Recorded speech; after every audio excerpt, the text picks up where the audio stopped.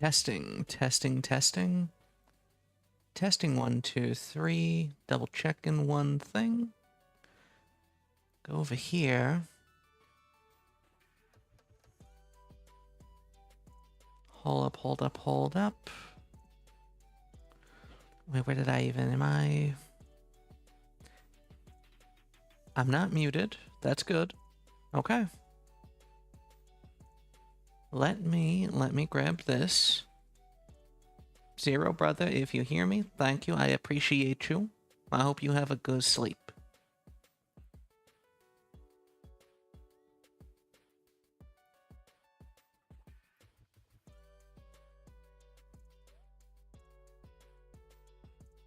Interesting. Okay. Events filter. Okay. That works.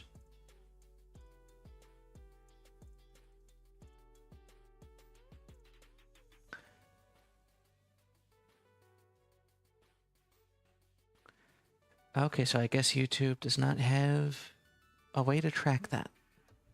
Good to know.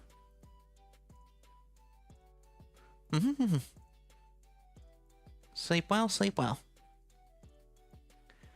I am probably... and thank you for the lurk on Twitch. If I go over here, let me grab my OBS then.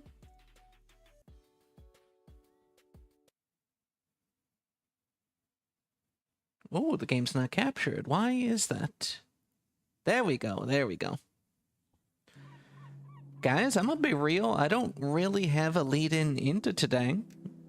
I kinda just... how does this look if I alt-tab? The music's still cranked, it's still moving. Okay, cool.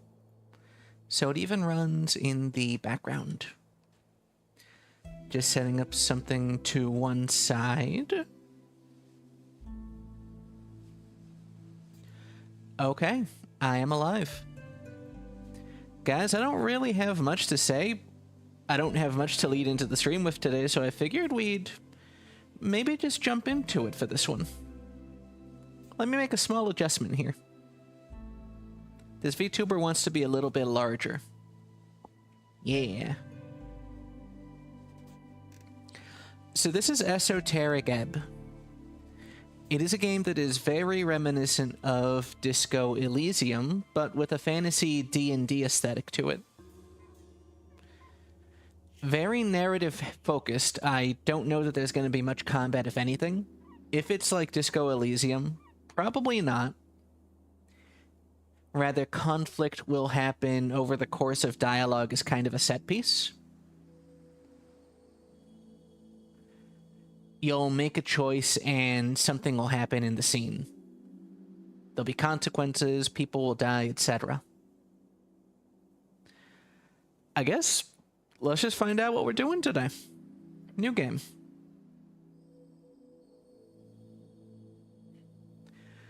Okay, this is already big. Background focus punching what? So hold on, what is the cleric's unique take on strength? Well, what is this? Is there actually a class I can pick somewhere?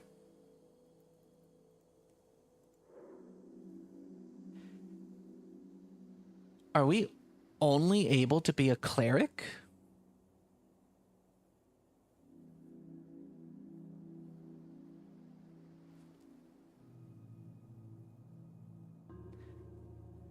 Interesting. Okay, let me what?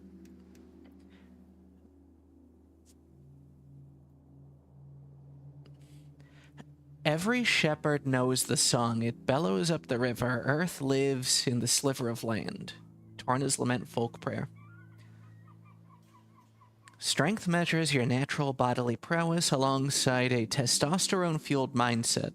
As a man, it is only proper for you to hone your figure and its capabilities. But why? The search for meaning is as vital as the struggle towards competency. Luckily, you already know your cause. To protect the innocent. To lead the weak. To sacrifice until nothing but your bones hit the pavement to literally die. Become a zealot, regain your honor, set out on your divine mission.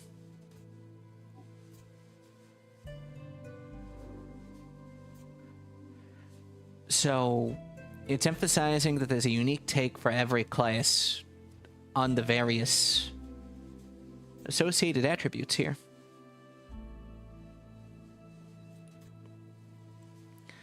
Extra equips. Be manly or violent. Religious fervor and aesthetic nationalism. Increase manhood. A high-strength cleric votes for the party of Norvik, prays to his dead god, uses brute force on puzzles, punches big bad evil guys in the face, wants to become a real human hero, loves quests, simple as. A weak cleric is a sniffling rat, bows down to anyone stronger, can't handle the banter, gives up when the going gets tough, is afraid of women, doesn't care about quests. I like this already because Disco Elysium was very high-minded, and a lot of the narrative and the flourishes and the writing kind of went over my head. This is about more my speed already.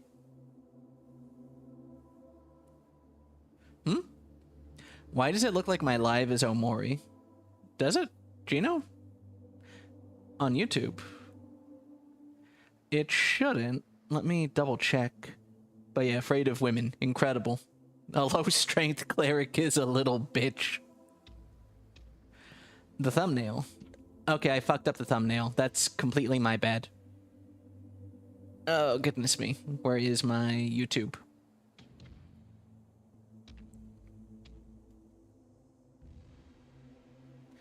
Where does it show my thumbnail?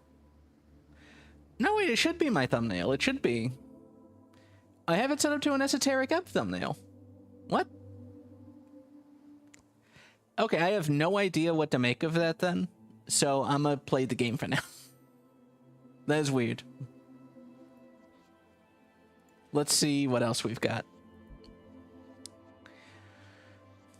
It is imperative to simply explain to these people that they have the right to choose. Belief in oneself is just, wealth is built from within. Dexterity measures natural reactivity, balance, and poise. The haste with which you express a witty remark, or notice a nervous glance, and of course your ability to gracefully avoid the consequences of your actions. It's all about risk versus reward.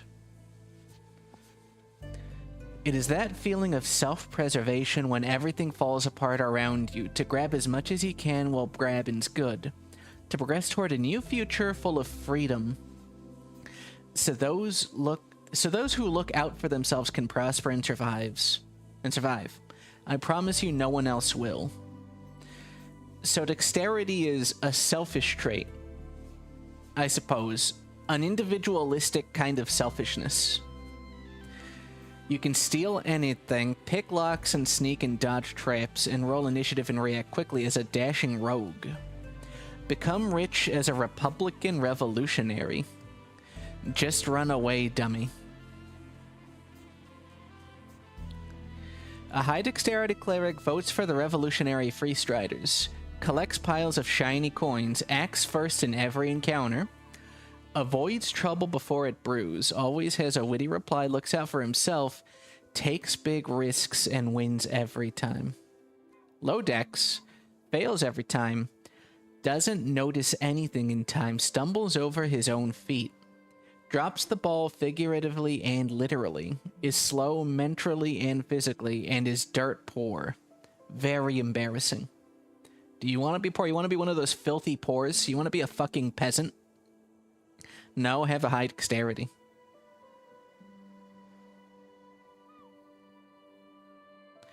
Constitution. Always listen to your hungry stomach, the hedonist's sublime manifesto. Con measures your natural stamina, both mental and physical. It's how much you can take before going down. The world is harsh and unforgiving. It will beat you to a pulp with words and sticks. So listen to your gut, the instinct that kicks in when you're standing at the pit. It is the voice that speaks nothing but bodily truth. Every choice you make, every emotion you accumulate, can be traced back to the lower half of that stomach of yours. Follow it. Retain the mortality of fleshy logic. Simple, easy, truthful. I'm not sure what to make of this one yet. Needed for hit points. Control your body in its esoteric connection. Your political party polled 2% last week and you don't care. Pain is good for you. Oh my god. A high constitution cleric keeps forgetting there's an election, focuses on the good things in life, is tougher than entropy, keeps his neuroticism in check, talks with the spirits in the walls, listens to his gut, is already dead. A low-con cleric will die, panics over everything, listens to his gut and is wrong. No control over his bodily functions, can't handle the pain, has no special connection with the walls. I like this. This makes me want to go high con. Oh my god. And I have all of those points up there. Is that how that works? Okay, okay. I see.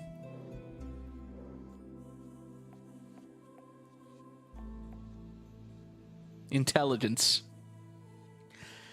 A glorious design let those who learn lead through merit of ability and nothing else. Intelligence measures your ability to recall, store, and process information. It is your logical receptacle and calculator. It is only proper for you to hone this pulsating mass within your skull, but why? Simple, pure, unadulterated ego. Knowledge rules the world, so too shall you one day lead the weak. Bring your genius to the masses. If they do not bow, they do not deserve you. You know everything about the past. Therefore, it is only rational you'll truly know the future as well. Enlighten the ignorant masses. High intelligence lets you prepare more spells, think, plan, and execute an actual plan. Complete the magocratic Retvern. Vote for yourself, Mike. Be a genius without peers. A high intelligence cleric votes for the best wizard. You. Despises and envies the gods. Solves every mystery with ease. Masters arcane magic. Spouts historical facts for hours. Is dismissive towards those lesser, knows everything. Low intelligence knows nothing. Is both ignorant and confident. Oh no. Makes up tidbits to seem smart. Is barely sentient. Cannot intentionally solve mysteries. Is an idiot. Duh. This is so silly. Oh, this is the biblically accurate angel stat. Okay. The large crumple upon their heavy forms, the mystical falter at the crucial point, the small rise to the occasion. Wisdom measures your awareness, intuition, and ability to understand the world around you. To feel it, you may not know why, but meeting the gaze of another grants you an empathic bond with her. Her wants and fears, her dreams and hopes. You can read people for good or bad and pick up details others would pass by. It is your belief in the heart of all folk to give and share what you have, and be completely and utterly selfless. It is the only true road to redemption. Gods only know how hard you try. Higher wisdom lets you empower your spells. Be kind and see the good in all folk. Egalitarian hope of the Asgalian working class. There are no big bad evil guys. Okay, so this is its own level of retardation. I'm letting my own inclinations go out. A high wisdom cleric votes for the Asgalian Workers' Party. Hates nothing except hierarchies. I hate this already. Embraces his feminine side. Follows his bleeding heart. Masters primal magic. Reads body language like a champ. Notices all details. A low wisdom cleric. Okay, this is a little bit What? Well, why is this cut off? Is an oblivious fool, misreads cues at all times, does not think about the lower class, does not get people, fails at spotting traps, is not aware of where he is? Like, what's going on here? I'm so confused. There is this... something when I do high whiz character, my DM would just let me talk to ghosts and spirits from different realms, like tourists from another world. And when I do their request, the party would either get rewards with, or the warlock get more free patrons. That's fun. I like that. I like that. I need to squish my chat a little bit so I can see everything. There we go. Charisma. Those who believe in democracy have a wonderful view on folk. To think them capable of making rational and informed decisions devoid of personal bias and emotional conduct, it is frankly inspiring. Charisma measures your eloquence, confidence, and ability to navigate social situations of any kind. In short, it is the force of your unkempt personality, but they don't need to know that. Smooth talk your way into any position of your liking. You can be affiliated with any known faction or thought. Reality is modeled around your will. Like a chameleon, become a social operator. Become anything you need to make everyone finally love you. So charisma is the stat of the narcissist. It sounds like.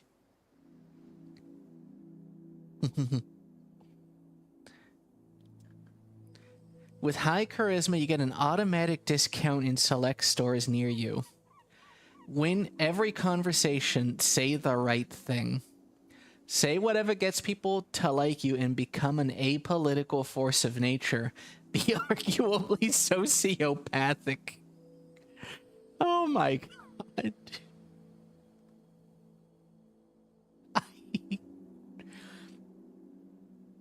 I feel like this is going to be a little bit of a deconstruction going into this. But a high charisma cleric votes for whatever makes him popular, was socialized as a child, knows what to say to win favors, can actually flirt with some baddies, loves to mind control people, sees truth as a suggestion, has no soul. A low charisma cleric isn't very likable, doesn't know how to act with people, fumbles with baddies, fears conversations, is like the opposite of a skilled orator, has no style.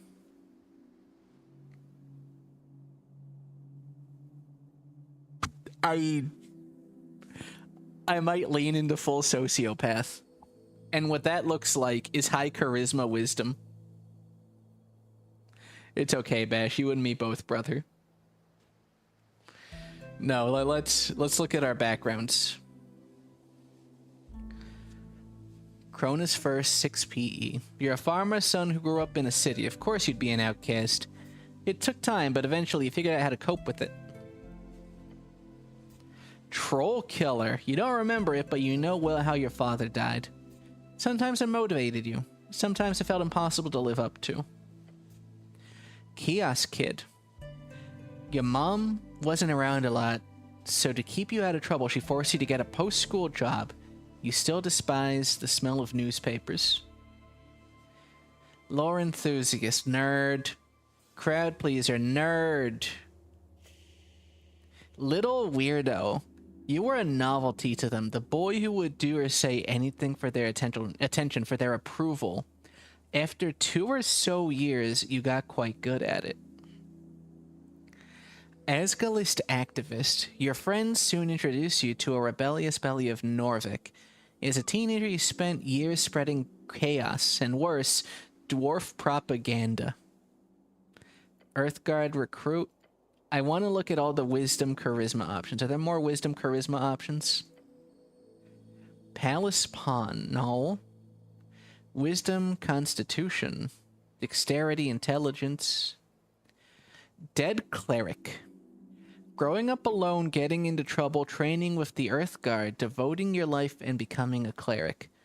Was it always supposed to end? Am I actually undead in this one? And it circles back to punching bag. Okay. I think I'm in it to be a little weirdo.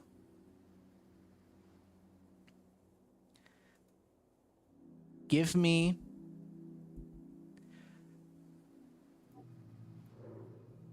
those.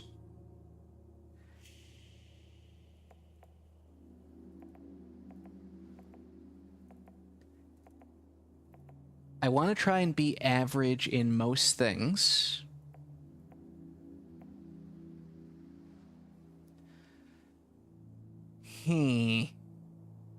So, well, I mean, undead wouldn't be a race. It would just be undead. You'd be a corpse, right? Of whatever. I think we're human by default. We're not picking a race.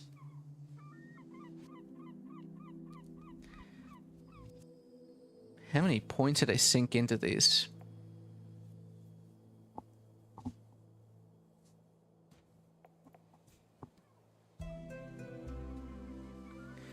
No, it's not strict D&D. It's its own thing. It's its own thing.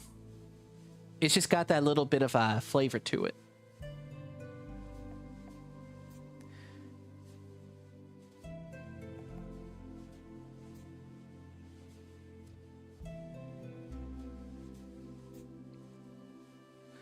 I'm curious what the pre-builds look like. Okay, so they do go pretty hard. I'm gonna go in as hard as I can on charisma.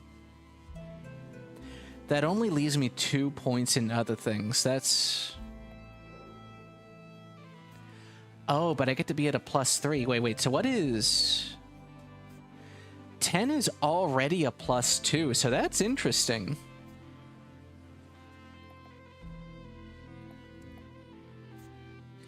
Oh, that must be because of the proficiency bonus. Okay, okay. So I think this is the starting build, and let's just see what happens.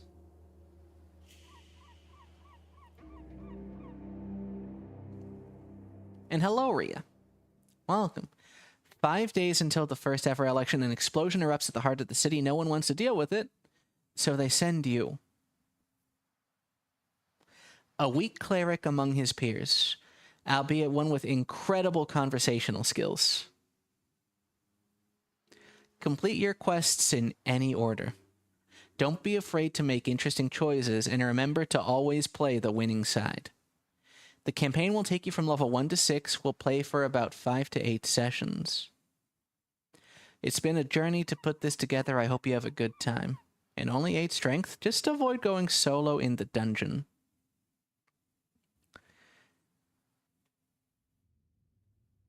Huh.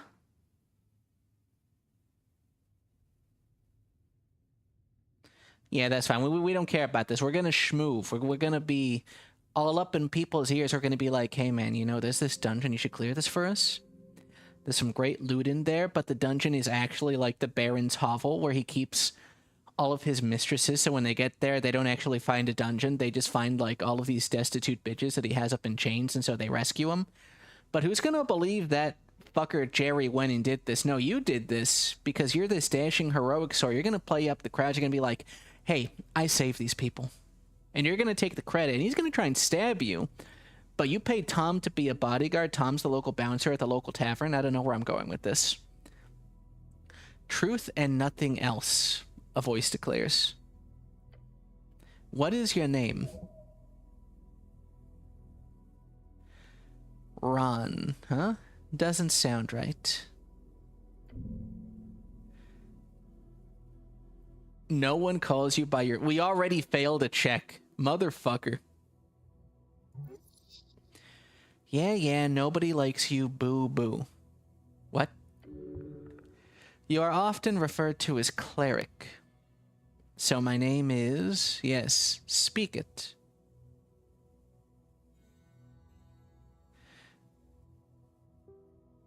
So I don't get to name myself. Ron, correct. You answer another question from the darkness. What is your occupation? What is this, an interrogation? You are dead. How? Dead? How can you be dead? You're thinking, aren't you?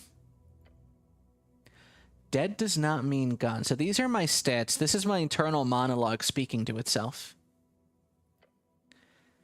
What are you, a fucking poet? Look around. What's an occupation in this context? Stay silent.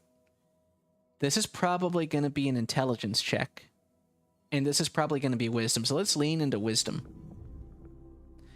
It's more than darkness. It's nothing. All around you. What's an occupation in this context? Work, getting paid for labor. Didn't you have a job? Something really important? Your class. Tell the voice about your class. Class? What class am I?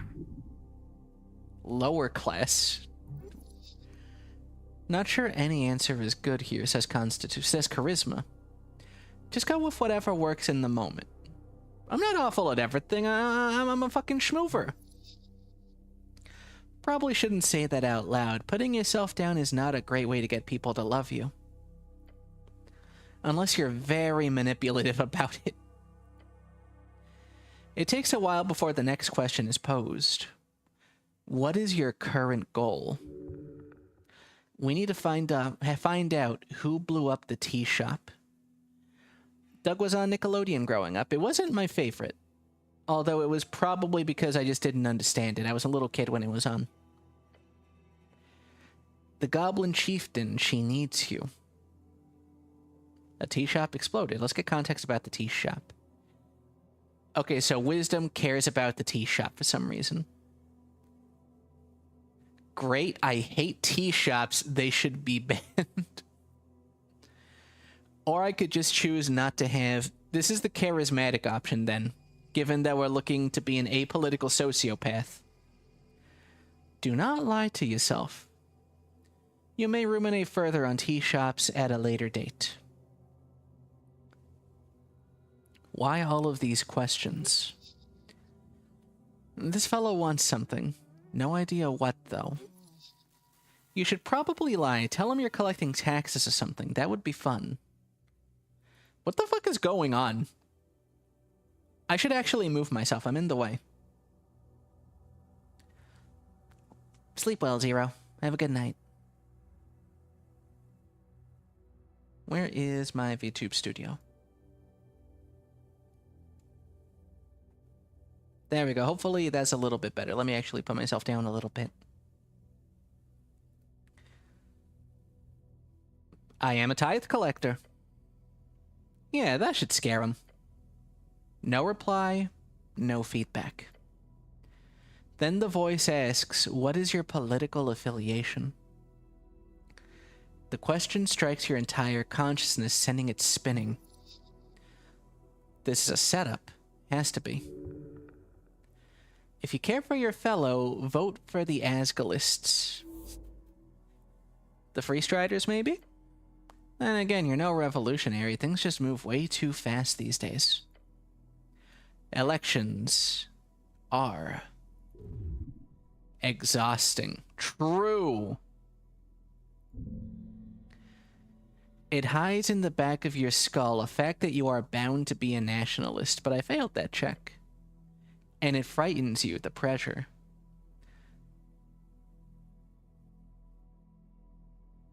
Actually, I'm a political bitch. Perfection. No one can ever get mad at you, and everyone will love you. Yeah, we'll see how that works out. The voice is fading. This is the end. The final question. How did you die? Drowning in the river. Same way you lived, unable to step out of the uniform, not for 1 second. Now's your chance. Break free! I fell into divinity. She took me whole. I died when he died. Bitch, I'm not dead. I am perfectly alive. I am of sound mind and body. I get bitches. A game by Christopher Bodgaard. Okay, we got a little bit of mood here.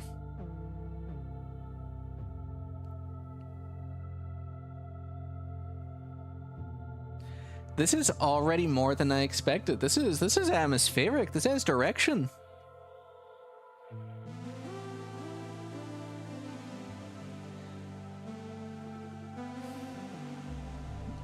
Got a little bit of synthwave or whatever this genre is.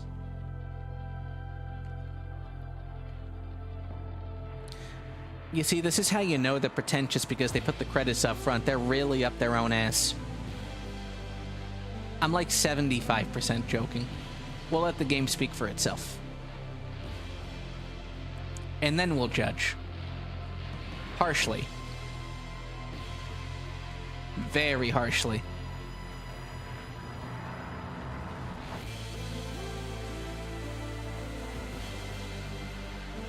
Okay, but for real, the soundtrack is kinda ballin'.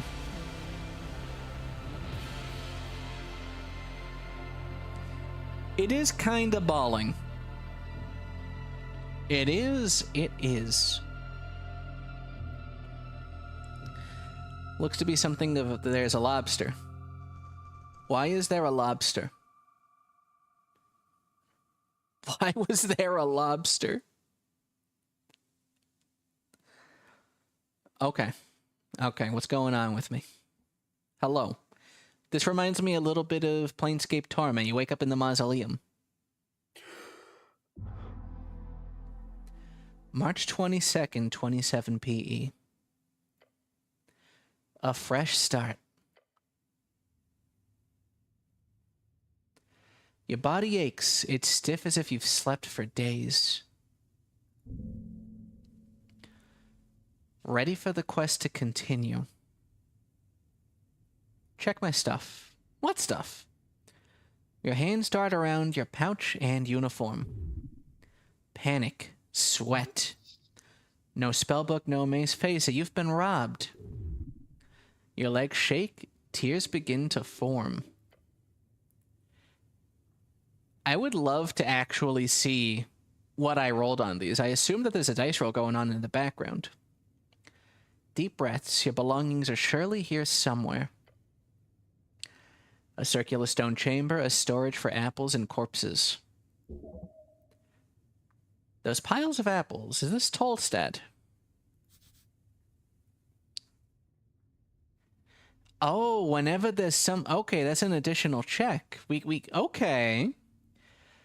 Tolstad, a sprawling island fortress in one of 5 districts in the city. It sits in the middle of River Torna, home of Jor's Pillar, a sprawling tunnel network, and water lane.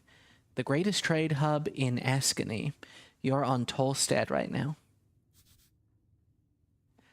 Water lane, the largest trade port in Norvik, located in a massive tunnel piercing the center of Tolstad.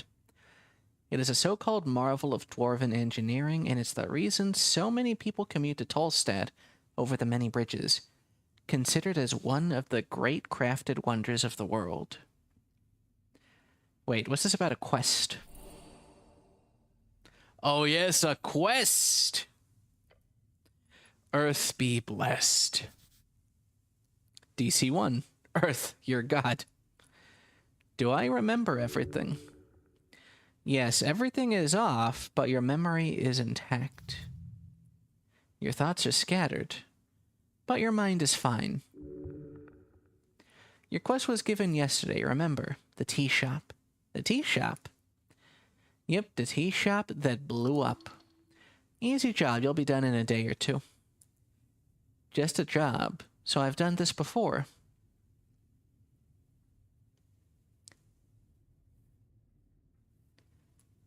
How much time do I have?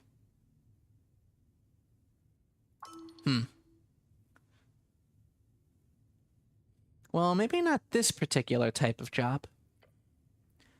Your previous experience lies more in some basic Earthguard militia service, as well as a few years at the Towers.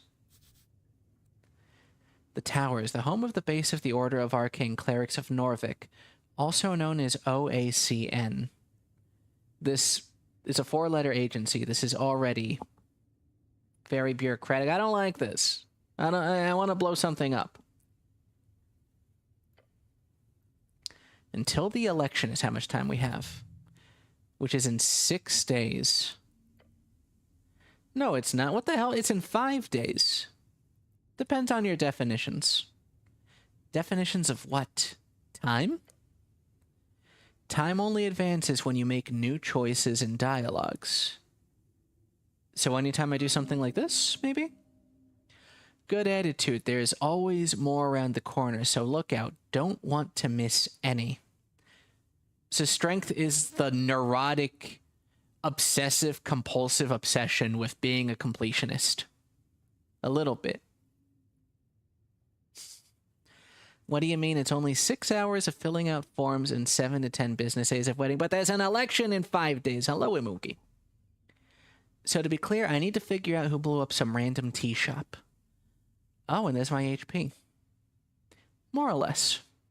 But you've got like 5 days to do it, so no stress. There's also bullshit politics involved here. You'll love it. I love charisma. Charisma is my spirit animal right now. Can I think about this first? Time is limited. It's just a lot to... You feel dizzy. I'm gonna have a stroke. I'm gonna have a stroke in the first moments. The weight of the Earthguard uniform, a dull pain takes hold. Your body aches, its contents rotting.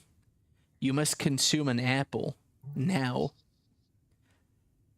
Just take it easy. You might have failed at getting the first 200 or 300 people to like you, but you've got 500,000 other folks in this city to fool. It is with utmost confidence that you know, eventually someone has to love you. If your stats are high or low enough, chimes will appear in your mind. They will suggest, inform, and offer unique paths. Trust them at your own risk.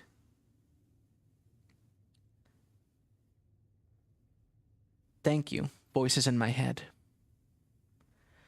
I wish to consume an apple. I'm probably very hungry. Questing tree. Okay. So this is the blown up tea shop, and this is election week. So you've said one single time, whenever the topic comes up, being apolitical sure is neat. Your purpose in Tolstead is to investigate an exploded tea shop. So I'm gonna take over the city. I'm gonna make everyone my bitch through sheer force of charismatic will. I've only got my helmet to speak. Oh, we can't take it off. We get feet. Okay. Wait a second. The desperate need for love. So I really am a narcissist. No, I'm not...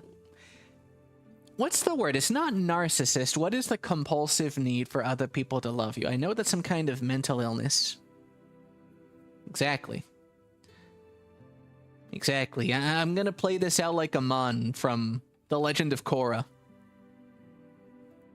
In other words, I'm gonna be blown up on a boat by the end. It's gonna be great for everybody involved. Give me this apple. Looks better than the ones in the pile. We can't talk to the apple, but we can take it.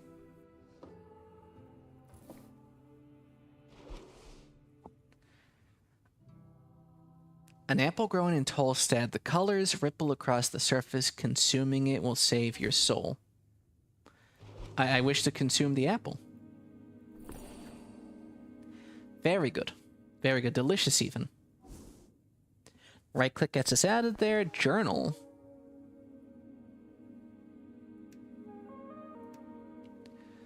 Okay, so this... Skills, esoterics, folk... This is a history of all the checks we've passed, then. Okay, that's interesting.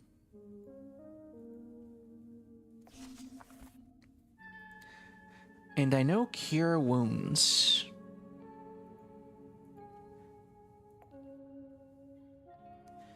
How many... I think this is spell slots in the bottom left. First slot, yeah, that makes sense. Histrionic personality disorder. HPD is what I found for compulsive need for attention. Okay, okay. Not quite what I'm looking for, but I can see it. I can see our cleric being an attention whore.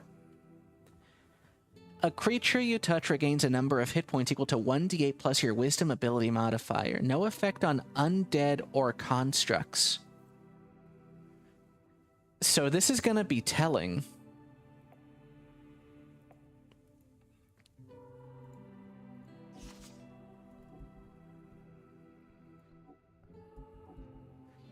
Can I cast that on myself? Wait, how do I cast this?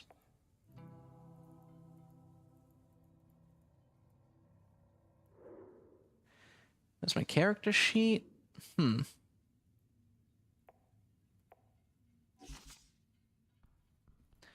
I don't know how I'm meant to cast that. I suppose we'll figure it out later. This isn't yours, is it? What is it? Tattered cloak for a little bit of extra dexterity at the cost of charisma. Do I want to nerf I guess we'll take it. This cloak is sprawled upon the iron slab. As you grab it, you immediately feel the dampness spreading into your gloves. Oh. It is light blue and tattered, and it was once yours. Please don't. This thing is disgusting. This thing is the ugly tie. Okay. The filthy liquid falls onto the floor of the stony chamber. It smells of salt water. It's still quite wet. It is heavy. Should I wear this? No? Of course you should wear it. A hood is the perfect tool for any decent rogue and or ne'er-do-well. So what if it's a little damp? You have to wear it. I'm not a rogue, brother. Sorry, the word I am not a rogue is not in your vocabulary, actually. Please rephrase. Oh, well, then I guess that's not one word, though. So pedantic. You reach out for your fancy red pouch of holding. The cloak easily slips inside into the extra-dimensional space with a satisfying slurp.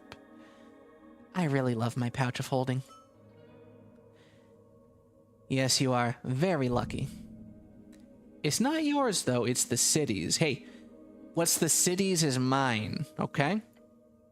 You can't just use it for anything. Shut up, it's yours. You can do whatever you want with it. Now go put on your cloak and rob some people. Reallocate some resources. Dexterity, I love you. Makes sense. Okay, so it's just like Disco Elysium in that regard. Even mundane items, we can equip them. I wish to behold a corpse under a blanket. Let's engage. You stare at a blue rag. It's draped over the outline of someone. It must be normal to take naps. Let's check under the rag. The cold corpse of a human. Human, tall and beautiful like yourself, known as the pest of the coast by those who are less inclined to reproduce like rabbits. Thinning blonde hair, unkempt facial hair.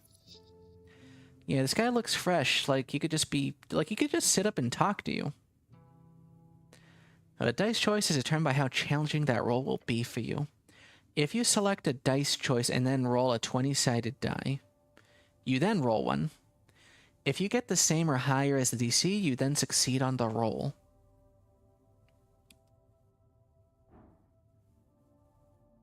So I got a low chance of this. It would be interesting if you went charisma and dexterity. You make people like you while you rob them. That could be the true path of the sociopath.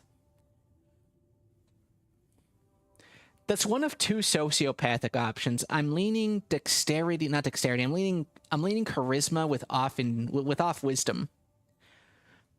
Because if you know somebody, if you have that insight into them, you have that much easier of a time manipulating them. That was my thoughts going into this. I wanna be... Who's that one guy from that one movie? You know, the one with the business cards. American Psycho? Chris Bate, is that the guy? I've never seen the movie, but I have this mental image in my head of him being the perfect schmoover sociopath.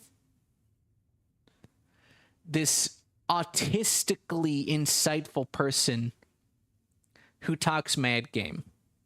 Is that what the movie is about? Is that an accurate read on it? Inquiring minds would love to know. It's no good reason not to take the check. Yes! There's something strange here. This is no regular gentle repose. Look close, but do not move the corpse. Harsh scars cover the skin. Signs of either being a hard worker or a careless worker litter his skin. Cause of death appears not to be directly visible. No blunt trauma either. Considering his age and shape of his body, this man most likely died of a common disease or internal failure. Yeah, that is pretty broad. Unless you're willing to start cutting, that's all you'll get. Except... there's also a marking on the right leg, a circle with a cross inside of it. Oh, right. This guy can be revived. Oh.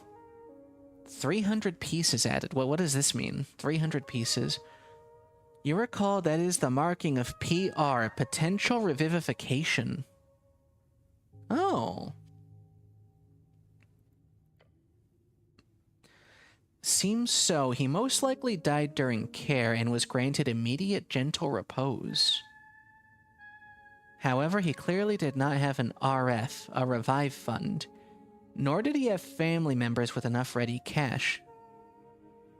RF, revive fund. Or perhaps he was just an unlikable fellow, who knows. So they've bureaucratized the process of getting revived after death.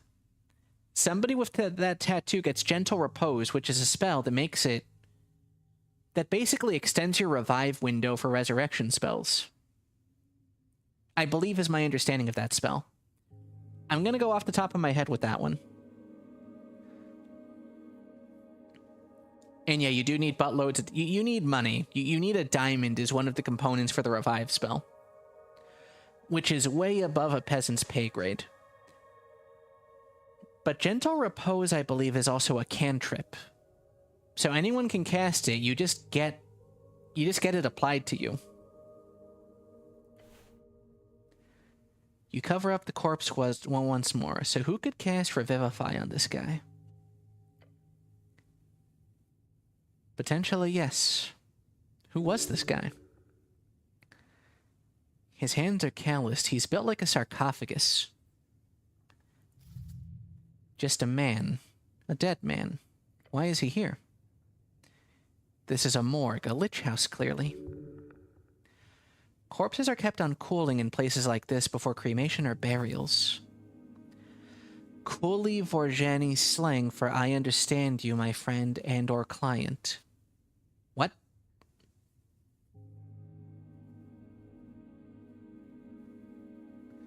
Is it okay to loot him? Yeah, why not? Not like the guy will complain, but don't go around talking about it too loud, okay?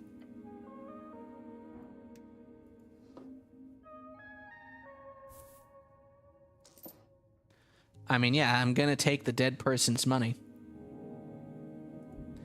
And I'm gonna eat that fucking apple because apples are delicious and I need my HP.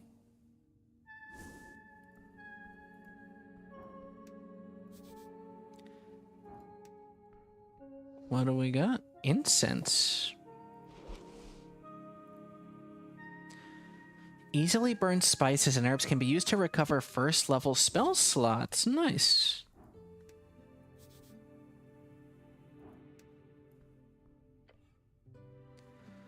The runes fill your senses as you approach. The color is faded. This monument is hollow, void of all life and divinity. And worse, it's covered in rotten apples?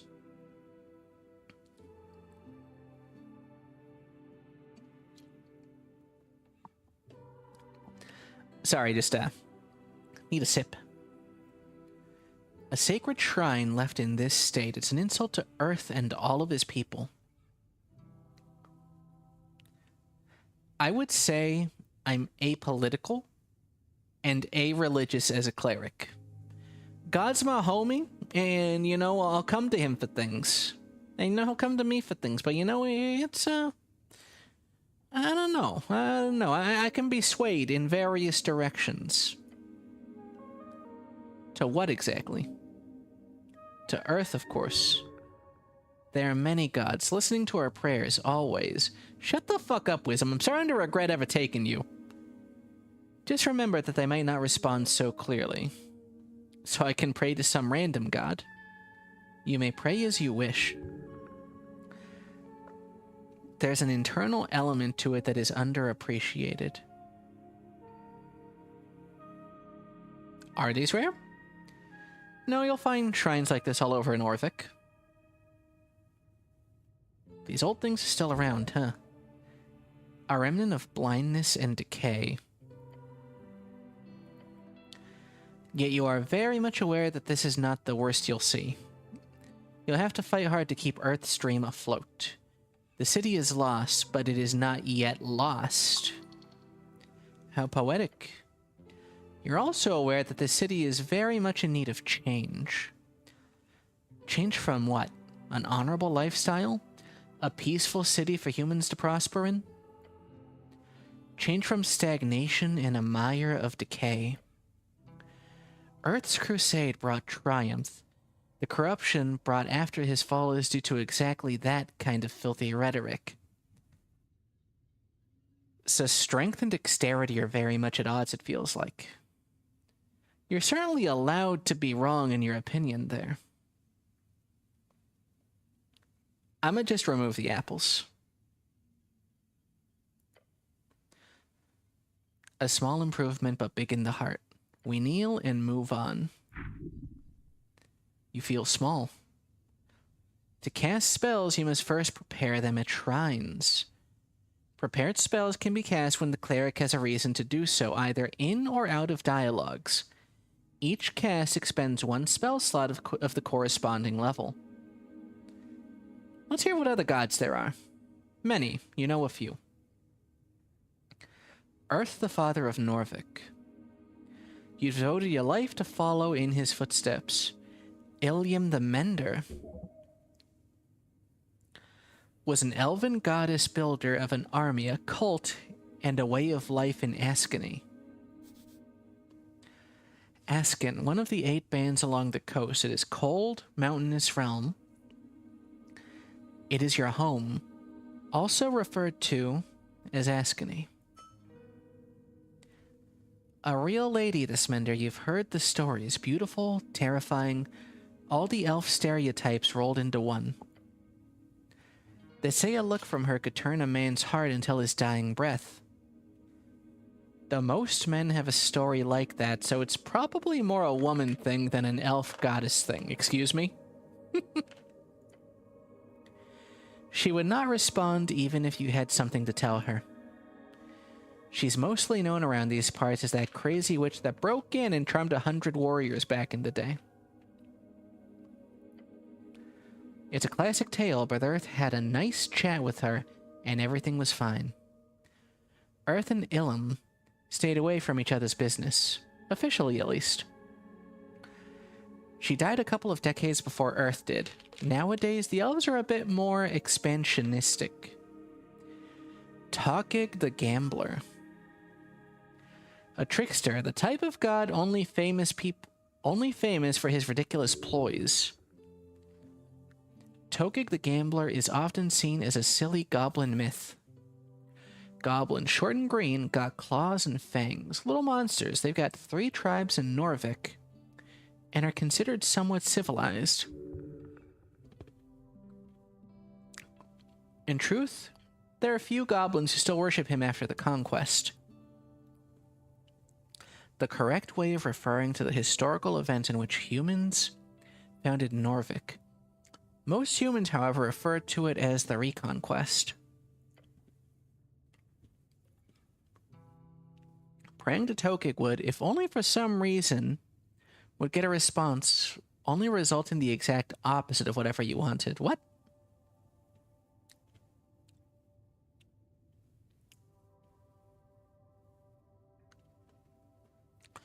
Okay, so if we pray to him, we get the opposite of what we wanted. This game, I'm gonna be real. It is still very, very prose heavy, which is expected, but it's still going over my head a little bit.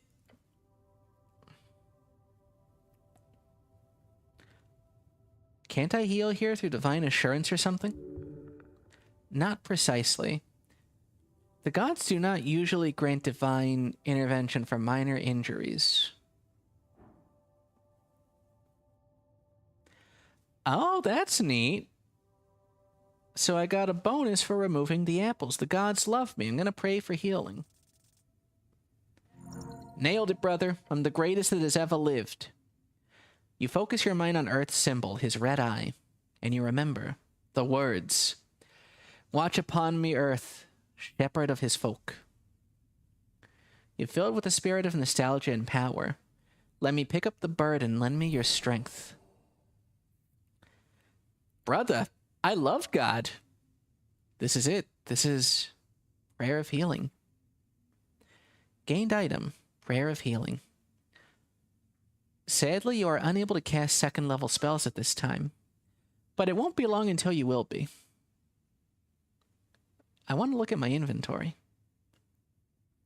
but I guess let's pray. You take a deep breath and begin your prayer, and tranquility.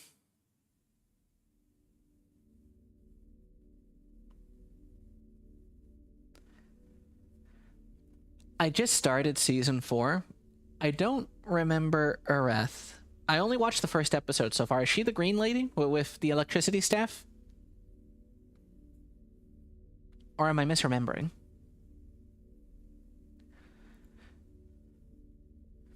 Can I return here? Always. Cool. The first election. Your vote won't matter. Your vote will be the most important of all. Ask those around you what they will vote for, and you might find your own voice along the way.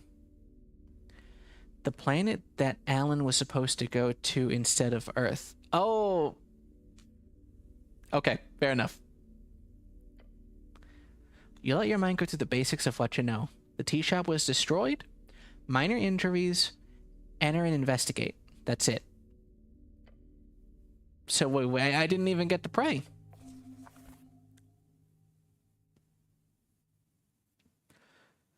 To the right, you may view a list of all your available spells. In order to cast spells, you need to first prepare them. Okay, okay. Only cast spells when there's use for them. Okay, fair enough. I need to find some cantrips, brother.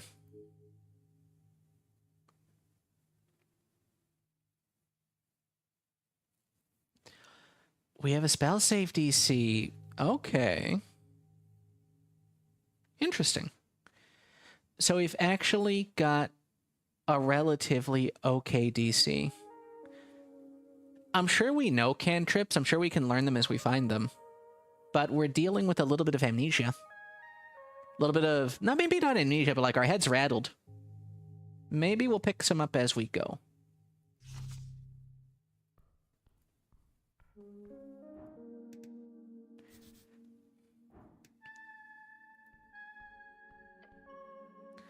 You stare at a pile of apples. Walk away if you know what's good for you. Apples are good for you. Should these be stored? Basically, it seems that I was recovered from a river. Presumed dead, but I just woke up. No, it's a health hazard. Of course not, it's nasty. Something tells you that no, they should not. Whose apples are these? Not mine. Maybe they're grown somewhere around here or below, from the ground or from trees. Could I eat my way through this pile of apples? You can certainly try. You are not capable of carrying such a tremendous burden. It would be greatly beneficial. Please don't, you're not the apple boy anymore. Okay.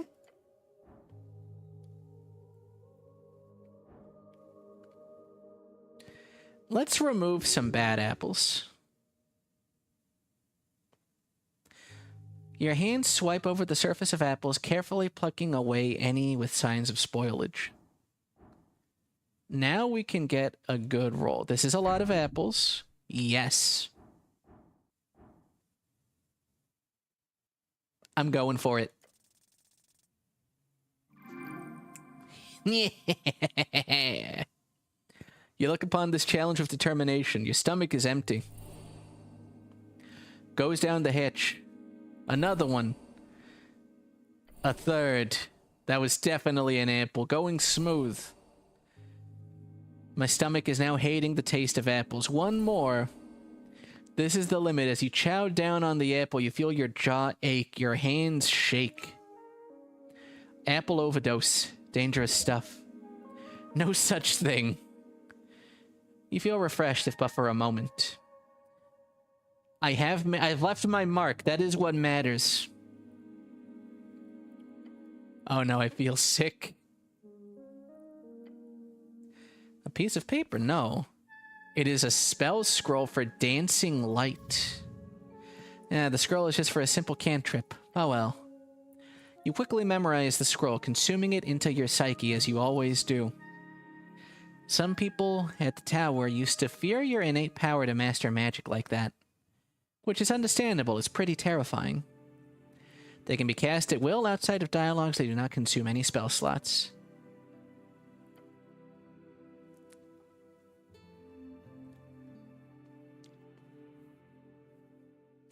Whichever form you choose, the light sheds dim light in a 10-foot radius. Let's hit that.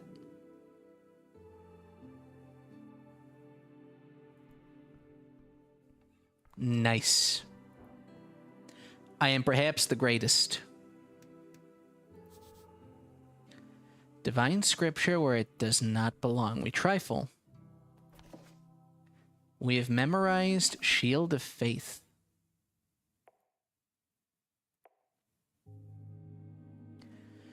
VSM. A shimmering field appears and surrounds you, protecting you from damage for the duration. Any loss of hit points is reduced by 1. Okay. I have no reason not to prepare that immediately.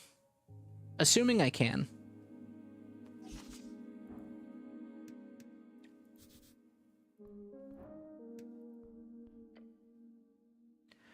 We prepare our spells.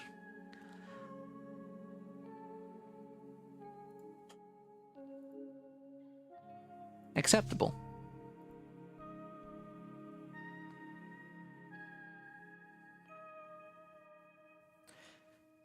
After resting, all dice checks are unlocked. Oh, so we can lock... There's recurring dice checks. And we can come back to them after a short rest. I like that.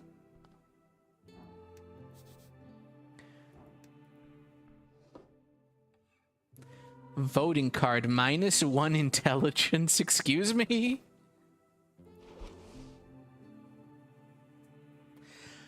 Oh my god, guidance would be fucking cracked.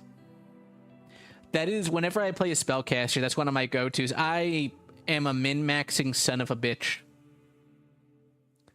And I take every chance I can to use guidance or cast it on people. Ragnar Hemlin, it's from a dwarven office. For some reason... Wait, what? A scuff voting card made out to Ragnar Hemlin. It's from a dwarven office, for some reason. And someone has checked in all 5 parties on this list. You need to bring this to a polling place on election day if your voice is to be heard. Party of Magic. Agrarian, the Rural Party. Asgalis, the Workers' Party. The Free Strider, the Revolutionaries, and the Party of Norvik.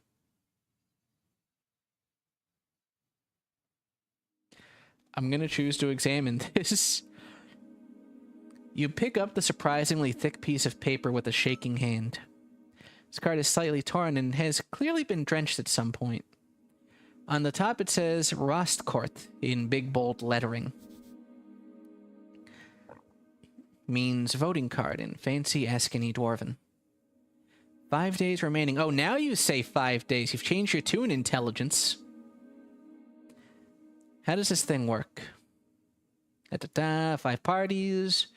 You occasionally need to write the name of the party you want in the corner, since you filled out every box like an idiot.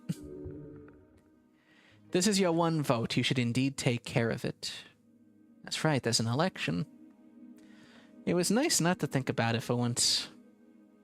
We've not had one of those before, and neat. Very neat. Finally, your voice will be heard. Nationalists, the Party of Norvik, the inheritors of Earth's will, a theocratic organization founded to uphold the old ways, headed by magistrates and 20-something noble families of the status quo. Freestriders. The new way. People in the East have overthrown the old wizards and gods. For years, the revolution has slowly crept into the city. Now it's time to finally join the free cities and get rich. Wizard. A book-learned arcane spellcaster typically plays Jor's strings by memorizing and executing esoteric rituals and chants. Esoteric, the magic of Yor and his strings. The coast is infused with it. Yor, the name of our realm, also the name of the legendary wizard who created it.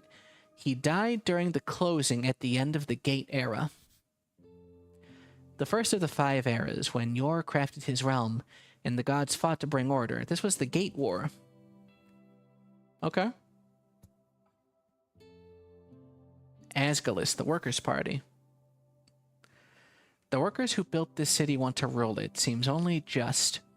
Their vision is of a fair and even society where those who live underneath rise up and show their worth. After all, why can't we share? Shut up, communist! Agrarian Rural Party.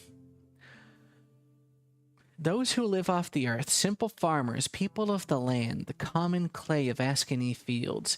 The political movement has mostly been swallowed by the Asgalists. Makes sense. Arcanists, the Party of Magic. Party of Magic sounds like a hoot. And finally, the last box doesn't say anything. This is where you can input whatever you want, or just leave it empty for a null vote. The box next to each mark is filled in with a smudged check mark, including the last empty one. Smart move. No one can get mad if you vote for every party. Yeah, is this everybody? Everyone we're aware of, so there's the possibility of a secret hidden party. The Mouse Party. The Tayle Party. The party where everyone gets cheese and naps. The party where everyone gets UBC, Universal Basic Cheese. Filled with stabilizers. Shelf stable. Good for everybody. And Tayle gets the good cheese. Tayle gets the Parmigiano Reggiano. Yeah. Wine party.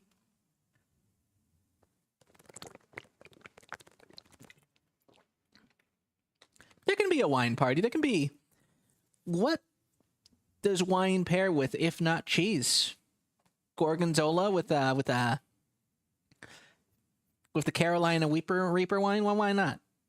We can have wine. We can have wine and cheese. We can be the wine and cheese party. You know, the people that aren't Tayle can get the low quality 2 copper Pinot Noir. Pinot Noir. Is that how you say it? I'm not French. I'm a person. I'm a mouse. Hello. A guy. He looks indecisive. Hold on. Wait, what is this? I choose to engage with you. You approach a shambling man by the apple pile. He does not acknowledge your presence. He's unaware of you. We're gonna stare at him.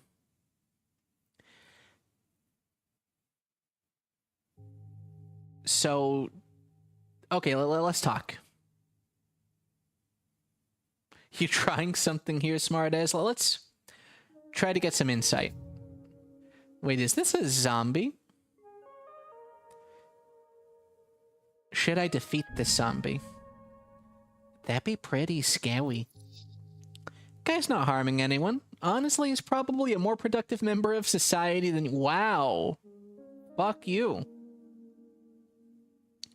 Is this yours, brother?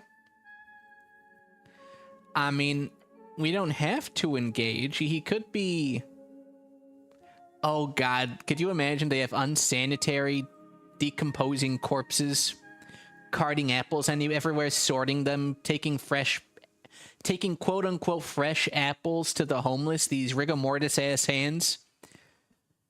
They start to rot, they get the contagion, they get the Black Plague, suddenly you have Black Plague apples hitting all the homeless. Sounds like a ploy by the nationalists, the people in power.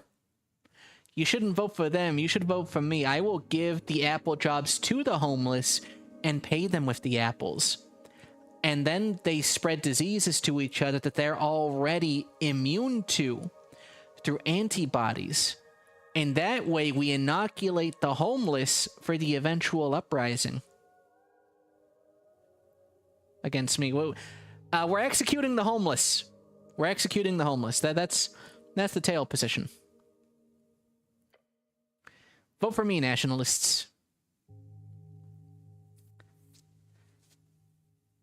It is indeed yours. Keep it safe. You're not wrong. You're not wrong. I'm just realizing I should actually probably move Twitch chat too. At least for this game. Give me a second. Let's put you multi-chat up here if you don't mind. That's a good spot for it. You're very rude. Did you know that? The zombie appears to rattle a bit. Nope, but just found another out-of-place apple. I'm thinking of voting for the nationalists. They've got a good plan for the future of the city. The Free Striders revolution will be good for this city, I think. Don't you? I don't have a political opinion, so I guess I don't need this voting card. Do not think a lack of thought is somehow admirable. You have become apolitical for choosing this political stance 2 times.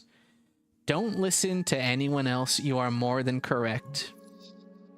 Just be smooth in how you say it. Most people like it when you agree with their political opinions, and a white lie never hurts, right? The zombie just keeps moving apples. Am I boring you? The zombie carefully places another apple at the top of the pile. He does not have an opinion of any kind. This is great.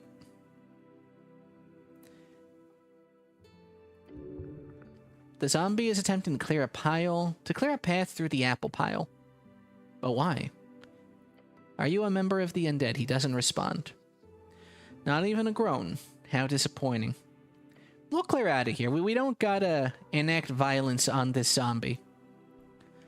Though I would like to get back over there if possible. Oh, we can sprint. He won't. So the way to get back there, we have to kill the zombie.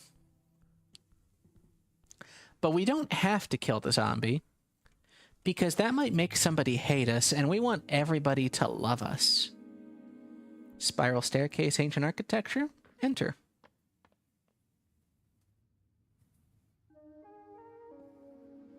Viskin's lair. Who is Viskin? Good morning, cleric. Hello. Edible mushrooms. Can I take these? Savamp extract. A small fungal spore ball. These can be farmed along the undercoast. They do wonders for your gut. They are not mind-altering. Probably. The Red Eye of Earth. Jor left his mark across the bands. Today is a universal sign of magic. Yor is magic. Keep that in mind. We have to remember these things. Hello. Viskin, local mortician.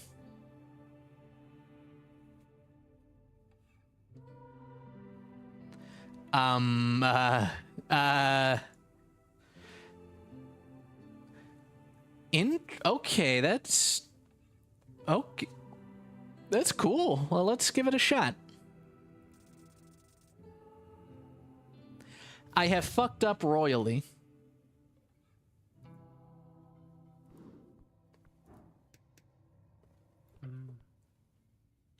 The pale man sits hunched over a stack of forms, busy at work.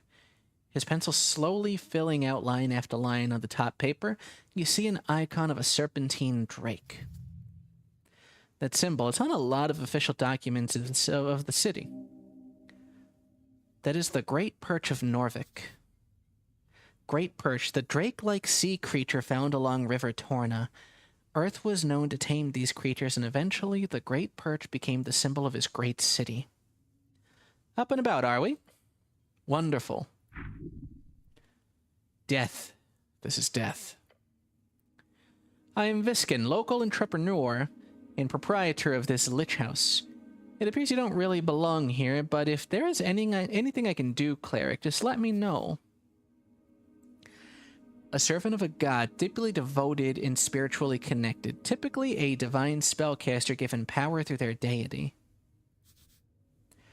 Divine, one of 3 pillars of magic, it is represented by the sacred, the faith of all folk, their souls, and is granted by gods who once walked among us. He smiles at you. Viskin does. Anyone who would wear purple and yellow cannot be at a normal level. Be wary. It looks like he don't be taking too much care of his robes either, though. Look at this. Look at the bottom of these robes. They're filthy. In other words, he can afford not to care, which adds to his aura. Both his stank aura and his normal aura. We should be afraid of this man for sure. Not to mention, purple is the color of nobility. His smile causes you to stir a deep feeling of unease, as if it is almost there, but just not quite. Let's look around. Musky stench, books, altars, a circular chamber with corpses present. He has a bodyguard. Did you save my life? He puts down his pen. Your life is your own. You owe me nothing. However, I'm afraid to say you've been through quite the turmoil, cleric. I died, didn't I? Those fishermen who brought you here certainly thought so. Not that I blame them. You weren't exactly in prime condition. Prime condition? You're always in your prime condition. You never are. River take ye added. They caught you in their net, believe it or not. Such a strange tale. So not dead, just a bit wet. So I am, in fact, alive? The pale man stops for a moment. He looks you up and down. Yes, I believe you are. How did I end up in the river, brother? I'm afraid I don't have much to tell. Perhaps you fell off one of the bridges to Tolstad? Sounds like the start of a great drinking story. The I woke up in a lich house tale. You don't have a lot of those, so that's good. I would never fall. It must have been an assassination attempt, but that would assume that there are people who dislike me. And I'm charismatic. I am a very, very handsome person. There's nobody who dislikes me. Or perhaps there's an esoteric explanation. I probably slipped. All the time, he repeats. I can confirm. The pale man glances at the ledger next to him. 5 cases this year alone. Who were these fishermen? River guilders, I believe. They did not look like poachers, so my guess would be that. Find them. They hold the truth. Where can I find these fishermen? I did not ask for names, sorry to say. But perhaps Waterlane? That's just a guess. Good guess. Lots of boaters hang out there. Either that or the local tavern. I hope you find them.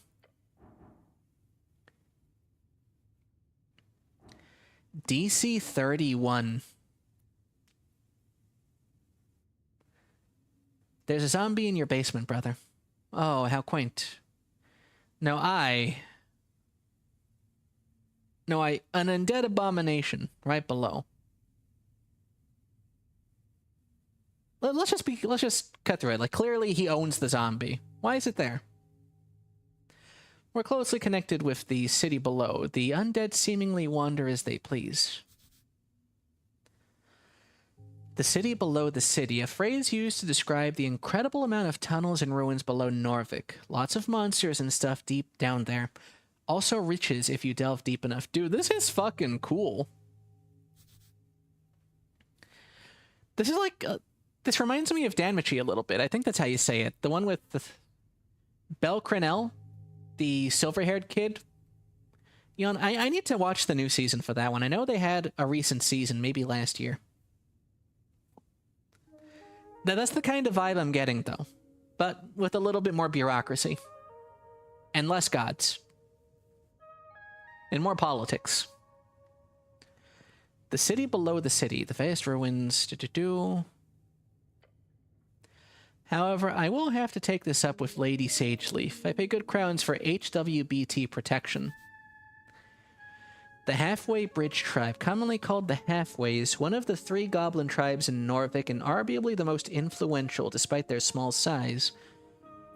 Led by Lady Miska Sageleaf, with their headquarters on the Goblin Garden on Tolstad. Goblin Garden, a dwarven-built citadel sitting in the southernmost tip of Tolstad, is now a goblin sanctuary and greenhouse. Oh, so it's all a misunderstanding then. Good. It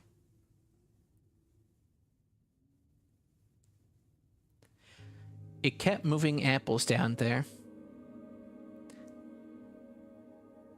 You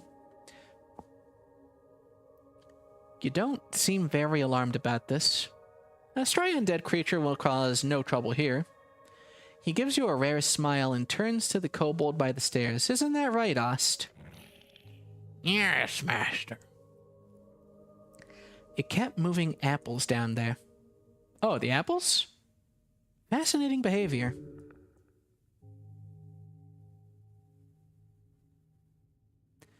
Wait, no, I don't actually believe you. What do you mean, cleric? You're doing something weird here. I don't like it one bit. I greatly apologize for putting you in this situation. It is my neglect that led to this undead creature entering the tower.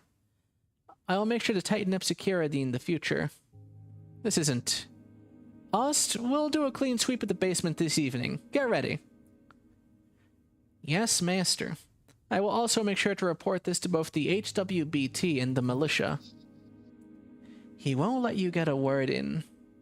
Amazing. I'm trying to say you need to pay for your... Of course, I'll be sure to ask for a thorough inspection by the PCG. Pest Control Guild. One of the oldest guilds in Norvik, they are supposed to keep monsters at bay. They clean up any unwanted critters across the city. These days, they are so bogged down in requests from citizens in the city that they usually have a backlog for months.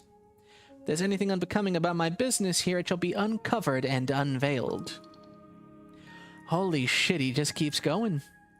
Thank you very much for your service, cleric. It is because of great men like you that the city still stands. I'm sure a good word of your patriarch will assure a promotion of some kind as well, especially with this great work you're doing on the tea shop.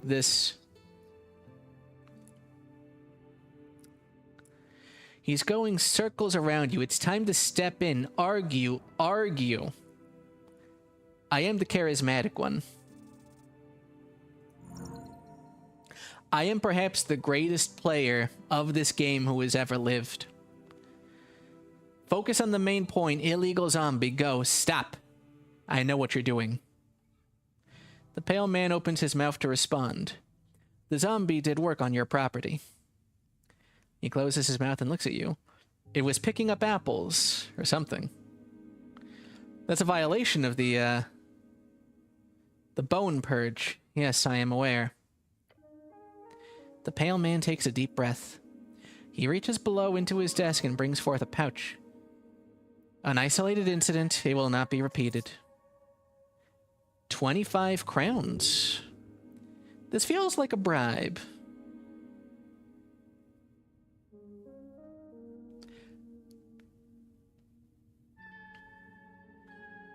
It could pay to have somebody like this man in my pocket.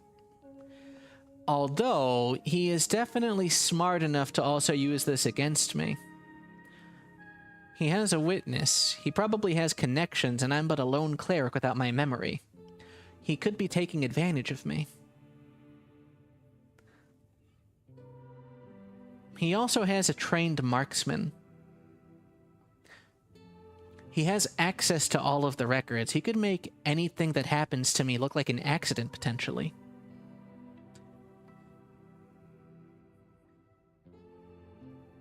Let's just ask him. Crowns. As a city cleric, you obviously have the ability to accept Dag's Boter on behalf of Norvik. Dwarven for a day fine. Some might call it legal extortion, but it really depends on the district. Violation of the Bone Purge Code, Article 4. In singular violation cases, a Dag's Boter of minor class is issued. In relation to my status as a Tolstad business owner, that'd be precisely 25 crowns. Ah, he's dealt with this before, huh?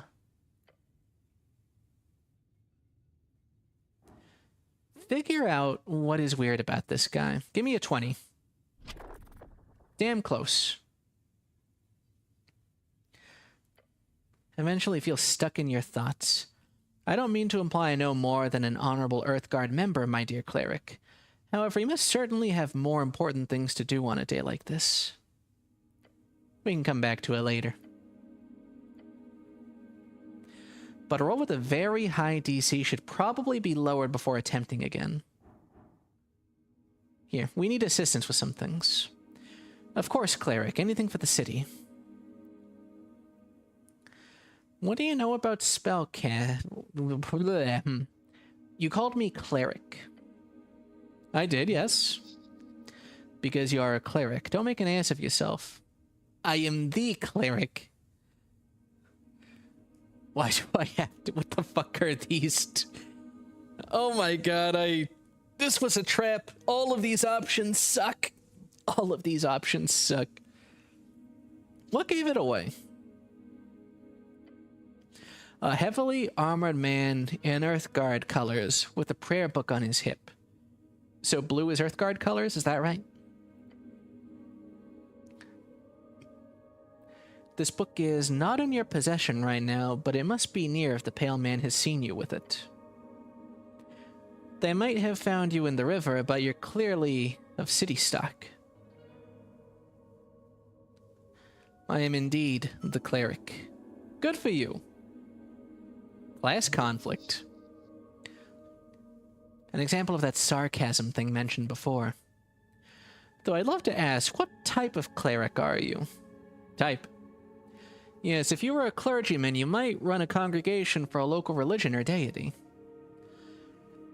Then there are clerics of the bureaucratic variety, city officials speaking for the religious state.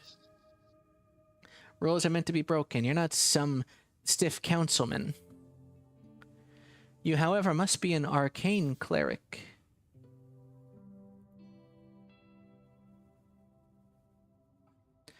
You are correct, I am an arcane cleric. I figured as much when I saw your spell book, or do you call it a prayer book? Either way, you clearly play your strings as much as you channel this divinity. What do you know about spellcasting? Can you teach me magic? I sadly don't have time for a proper lecture at the moment. After the election, I could make time if you're interested. Until then, you are free to browse my collection, he says, glancing at the many books along the western wall. And of course, here. Charm person? Sociopath? That's a great shortcut to charming people, although you gotta be careful with the fallout, if you care about such things. That's all I have to ask, brother, that's fine. If you want to practice, feel free to cast anything non-lethal on my servant, Ost. Wow, that's evil.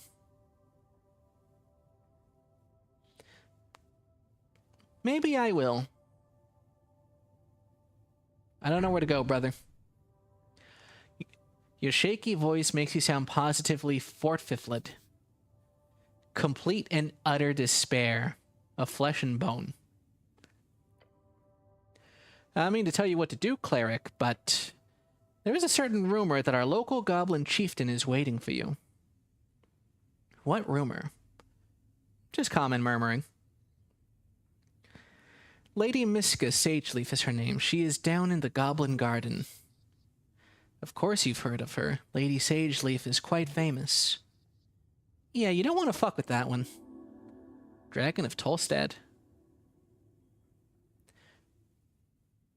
The goblins live in the garden. She does sound scary. She is. Treat her with respect, cleric. His eyes say for your own good. Lady Sageleaf is a powerful ally. I would even go so far as to call her de facto lawkeeper here on this island fortress. Wait, this is part of the job? Talking with some petty goblin queen? Hey. Do not besmirch the name of goblins. Short stacks are an incredible blessing upon our world. You may find her at the southern tip of Tolstad, the pale man says and keeps scribbling on his papers in front of you. He does not value your time. That's all the help I need, brother. Thank you. Before you do, make sure to collect all your belongings. He gives you a quick inspection with his dead eyes. Too quick, like he's trying not to show his interest. Weird. At least he's not hitting on you. Or would that be an improvement? What belongings, brother? Quite a lot. Your uniform, your cloak, and also a voting card? A peculiar voting card. Every party had been marked on it. I'm assuming it's yours. I'm not sure if it's mine. Maybe, possibly. The pale man ignores your comment. I asked Oz to lay the surviving pages of your spellbook to dry. Over there, he says and points across the chamber. He then looks at the pocket watch on his desk. That is an esoteric pocket watch. You may have it, cleric. It will surely prove useful to you. An area overtaken by esoteric magic. Exceedingly rare along the coast and further inland you get, the more common they are. I'm having difficulty parsing these passages. I might just be tired, man. Overtaken by esoteric magic, exceedingly rare along the coast. The further inland you get, the more common they are, with the infinite waste being theorized to be filled with nothing but. Beyond that, you should be good. Did I have any weapons? None, I'm afraid. They must be at the bottom of River Torna. Good. You do not need arms in this city. You need heart. Wisdom, shut the fuck up. I love charisma. A good blade can make anyone speak. See, this is why they balance each other out perfectly, but I was correct in making charisma the dominant option. Oh, that's great. It's like the game read my mind. That's actually a high mark. Thank you. The pale man turns his face toward you and smiles. Unnatural. If only every government employee were as devoted as you, cleric. Good luck on your quest. His words burn a hole in your heart. I may move faster by running. Double click or hold shift the left trigger.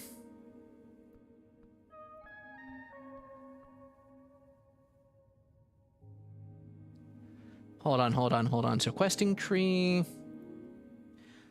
You've declared yourself the cleric of Norvik one single time. It's a grand title suitable for a true human cleric like yourself. A corpse in the list house seems to do 300 crowns to revivify that corpse. Okay. We're very apolitical.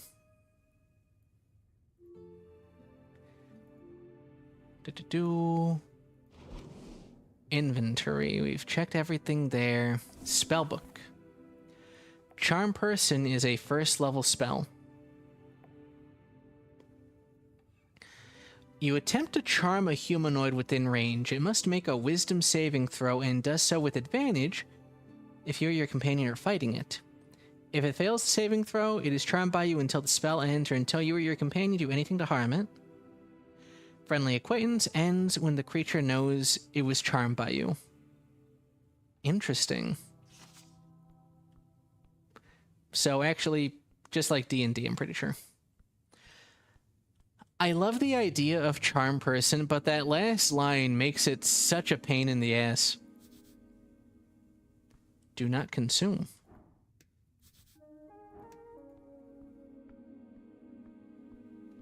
What do you got for me, brother?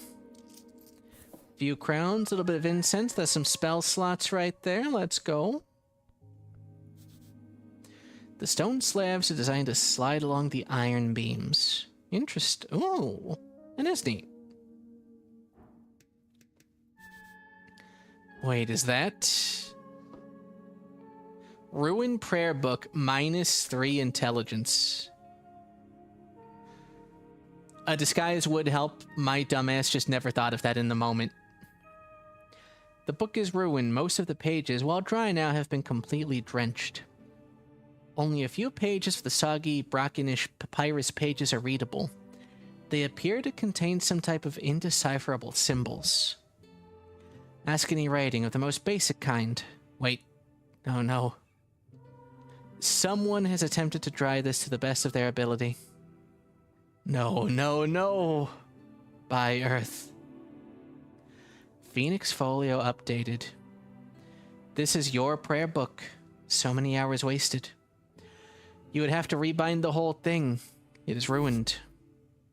That'll cost a fortune.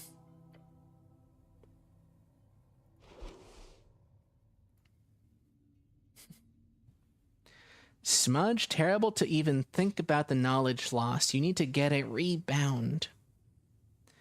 What is deep storage?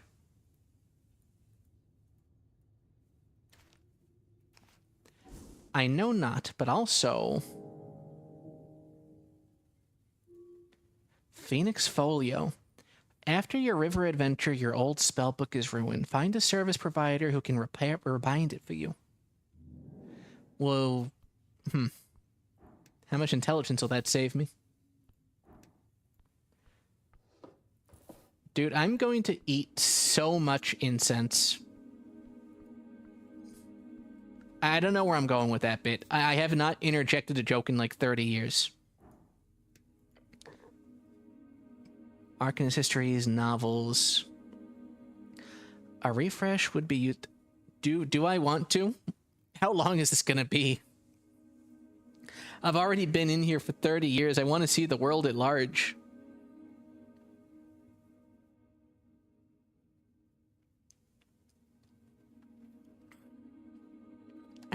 Thank you, Arizona T. I love you. Lord Phileas Prex, first page. In these pages, I shall endeavor to recount the journey of, As always, this man is contradictory. He both praises his own natural gifts and mental abilities while stating himself worthy only through his hard work and merit. It's ridiculous. Know this, I write not for the masses, but for those who possess the clarity of vision to making himself out to be an I really dig this idea. Okay, I guess I have to read this. I would be more open to actually reading this if I was like on my own time, but I do want to see the rest of the game. You remember the first chapters dealing with his youth growing up in the ruthless court of a rival house, the Hagenshags. Power is not born of blood, nor inherited in the fortune of birthright. It is cultivated in the crucible of the mind, refined by the fires of discipline, and sharpened by the relentless pursuit of knowledge. Let those who seek the first rule learn to kneel before the altar of wisdom, for it is there that true strength is forged. Who learn lead through merit of ability. Let's flip through the pages. talk about his early political career, intricacies. It's always hard to read a person through pages, but this dude is clearly dancing around his massive ego. Not that there's anything wrong with that, impressive even. The rest is mostly a collection of meditations surrounded by magic and power. The esoteric in its purest form is neither good nor evil. It is a tool of force to be wielded by those with the intellect to do so. Governed with an iron hand, but let that hand be guided by the principles of reason and justice.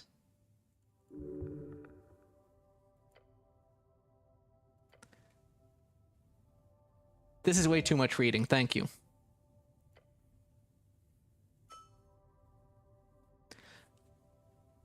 That did give me experience. I don't dislike that.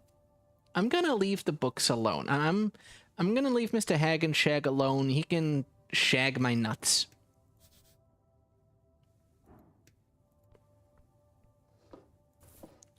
Give me that incense, though, and what are you? A thick tome. We flip the tome open. Find words. Fail to check. The verbis draconum. Ars occulta. I need to get my hands on comprehend languages.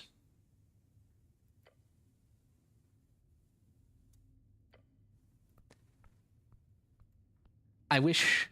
Hold on, what was this? Human no cause trouble. What, you think because I'm a human I've got grabby hands, you son of a bitch? Wriggling his little clawed feet, the kobold follows your every move with cold, unflinching yellow eyes. Masters say you behave. You're adorable. He glares at me. Complete and utter annihilation, the aura of a conqueror, a killer, your soul shudders. A battle of will, do not give in. I glare. Your eyes meet each other, still, ever vigilant. I keep glaring. I glare some more. We're staring at each other. You're doing it! Glare and glare further. Stare in an angry or fierce way. I lean closer to his stern face. You should probably stop this.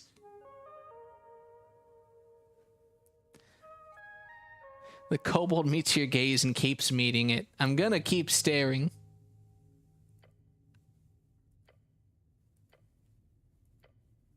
You cute.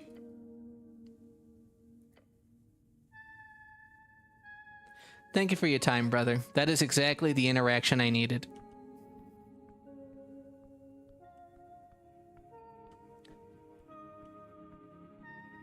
Okay. That's enough. I want to see the world at large.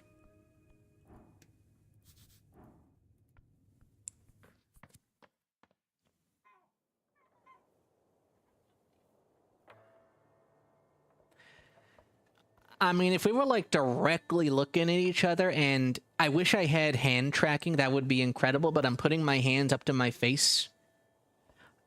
And, like, if we were looking directly at each other, we might be good. What are you?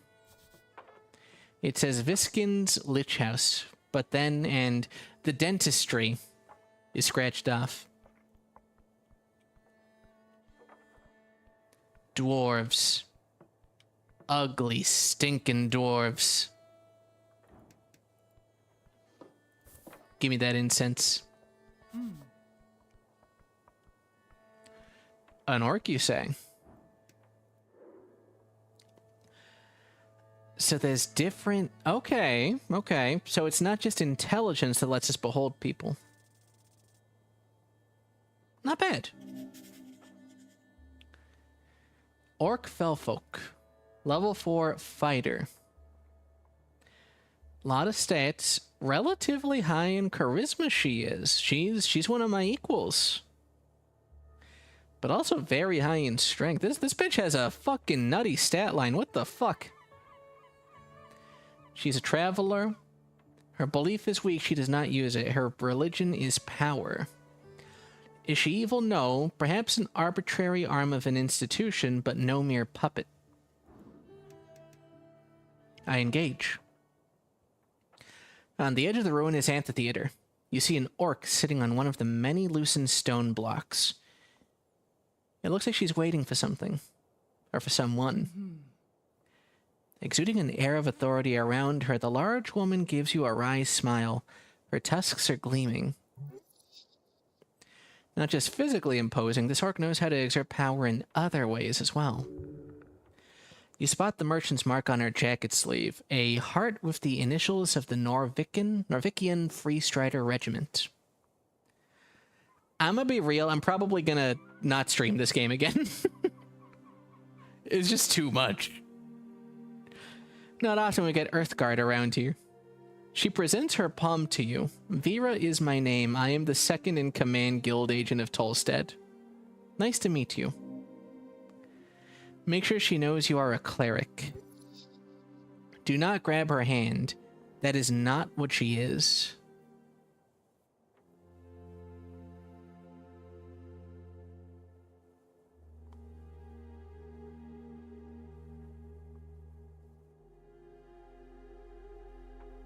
Do I listen?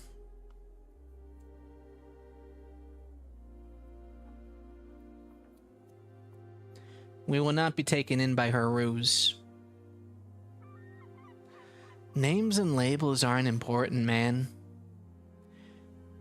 Debatable, but I do like a secretive man. She shoots you another smile, waiting patiently for you to say something. I would like to know more about you.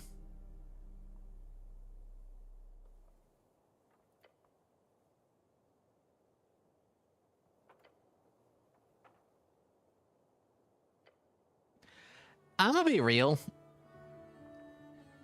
I'm kind of not feeling it. Maybe I'm just not in the mood. I think it's partly that I'm just talking way too much and it's fucking with me. But I'm kind of really feeling the fatigue at this point. I'm sorry. I'm gonna save this. I'm gonna do something slightly different. Yeah, sure, we'll save, we'll save.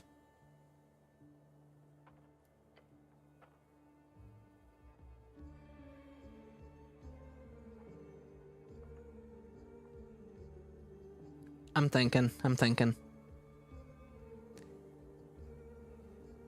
It is a lot of dialogue. You know what I'm gonna do? But I was thinking I could boot up Omori. But that would be a disservice to the people that are watching it on Saturdays. So I'm gonna hold off on that one. I need something else to play. Let me check out my Steam library. I can go for like an hour. I can go for an hour. You know what I can do? I know what I can do. Let me change my stream title.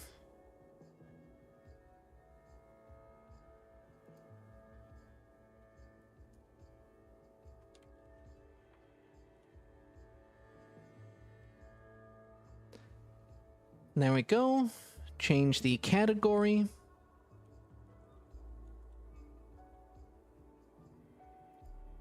Much better. Whew. We're gonna quit. We're gonna hide the game source first.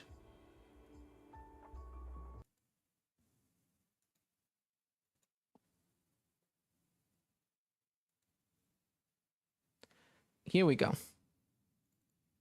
A game anyone and everyone can appreciate. Something I can actually comment over. Something to engage my little pea brain right now. I think we can do one run before I kinda, how do you say, fizzle out. Properties. Slay the Spire 2.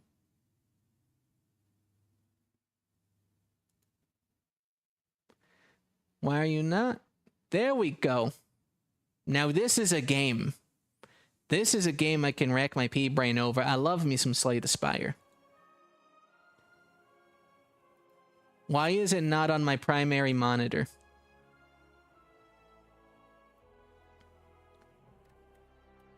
Settings, graphics,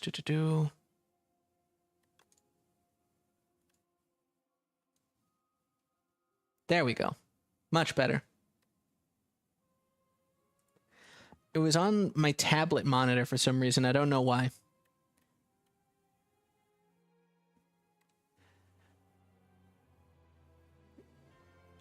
I can fare fine typically. It's just that that game in particular, it's just so much reading, so much trying to parse things. And I feel myself rushing through it because I actually want to get to the meat of the game. And it's just not working. But with this...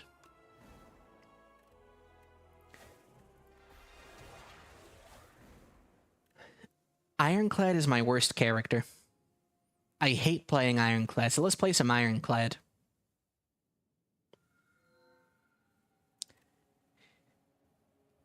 Cards in the discard pile. To do it, exhaust. Lose max HP. But transformation is solid. I'm not the biggest fan of either of these, to be honest. Maybe Neo's Fury gives us a little bit of an edge. I wish I could see what it upgrades into. I think it just gives it additional damage. But it says strike in 2/3. Along with adding some stuff back to your hand. I would value this more on the silent. Let's look at our colorless card options. Okay, there we go. I'm actually a very big fan of card cycling, and the little bit of chip damage can only help. Who are we fighting? The Kin. I don't remember what the Kin does. I think he summons ads. This is the kind of game where I should have a playlist set up. Little music playlist. But then I get copyrighted, and that would suck.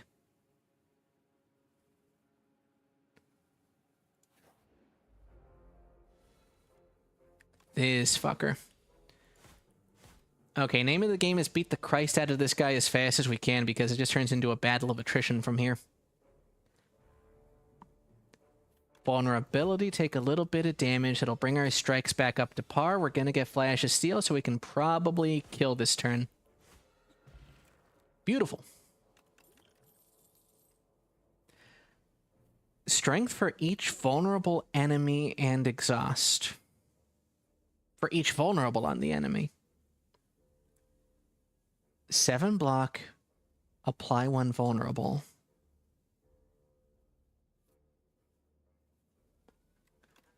I don't know how I feel, really. It's not as if we have a vulnerability build, but we could use this to play into one theoretically. You know what?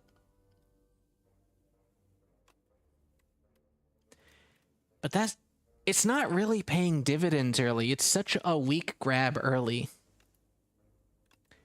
What do? You give block and 2 vulnerable, so you're just as good as Bash. I think we take you and we upgrade you ASAP. Transform a starter into Peck, enchant Slither.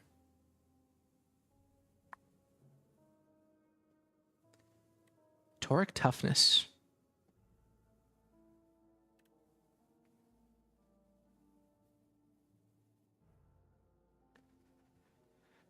This does scale nuttily with strength. We just don't have strength. We have the potion, actually, and that can help us overcome an elite fight. I think we roll with that.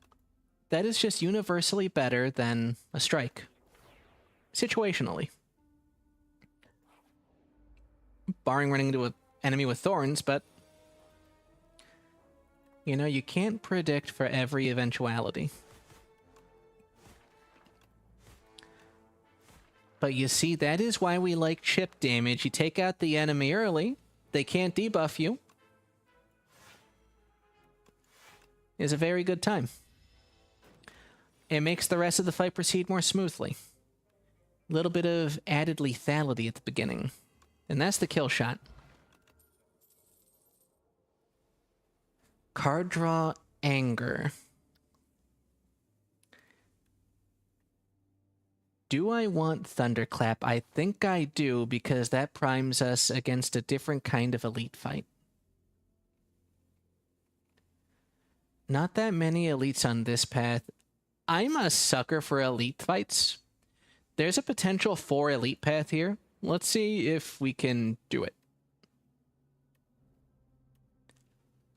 Clumsy, but with a random relic. We don't have a close way to purge it. I think we just take the gold. Okay, see, this fucker is what Peck was made for. We just actually need to draw it. He buffed, but I get to hit him with one of these. Beautiful. It's not the best fight. He's still going to hit us for a fair bit.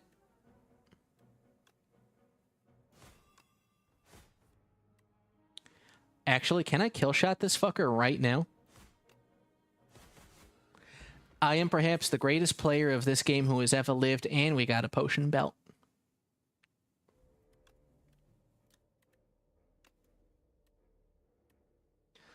Unrelenting, 0 cost. That is... Enemy gains... This bleeds into Peck pretty well. It's recursive. I think we upgrade that ASAP along with Peck, and that's our primary damage source. I like that. I really like that.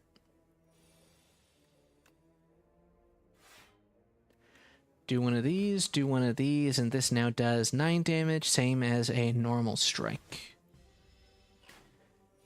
Not a fan of us taking so much damage this early, but what can a brother do?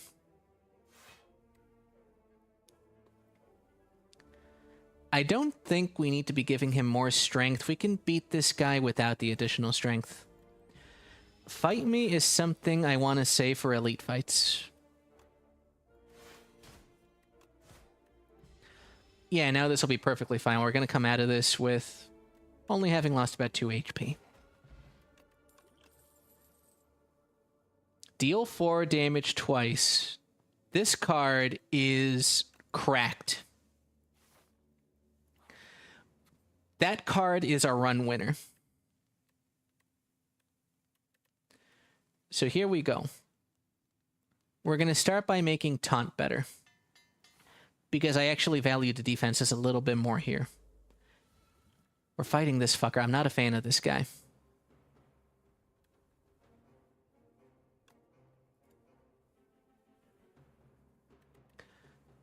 There's no good reason to use Taunt. We should literally just bash his skull and go for a Flash of Steel. And the choice of Peck there really didn't matter.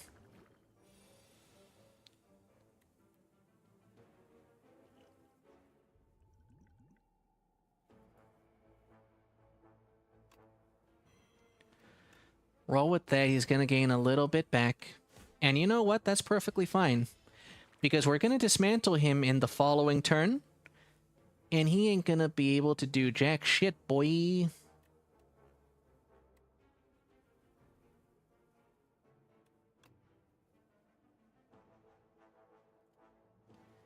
There's a play here. There is a sick, nasty play here. I have to hope that this doesn't hit Thunderclap. Yes!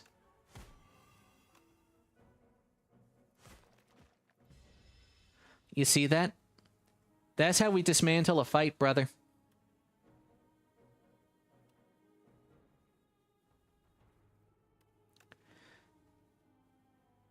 Seven damage twice, gain 2 strength. This enemy gains 1 strength. It doesn't matter because they're going to be dead. Then I can hit this guy. We got infection, which is very unfortunate.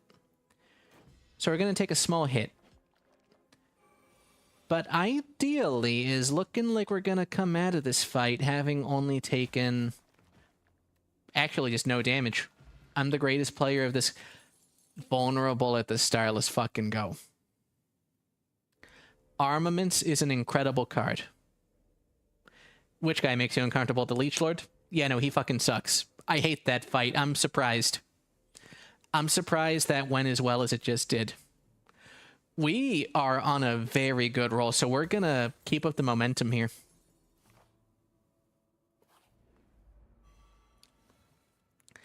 Now this guy also fucking sucks. Hit him with the weak potion.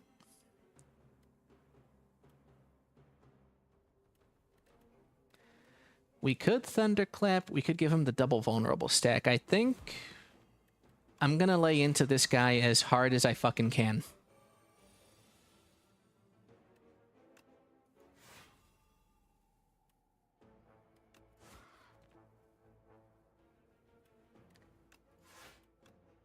I wish I had the ability to play Fight Me there.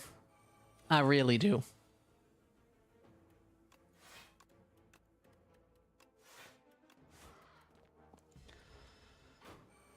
Whew.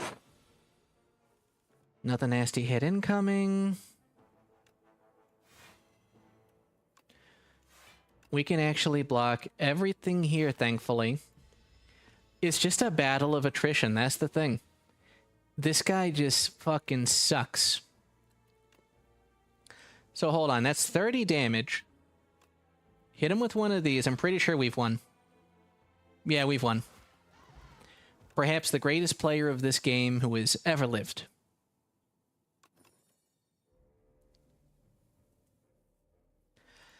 I don't care about any of those. I think we are in an incredibly advantageous position. Show me your relics, good sir. And getting this early is kind of cracked. This is also kind of cracked. And that's okay.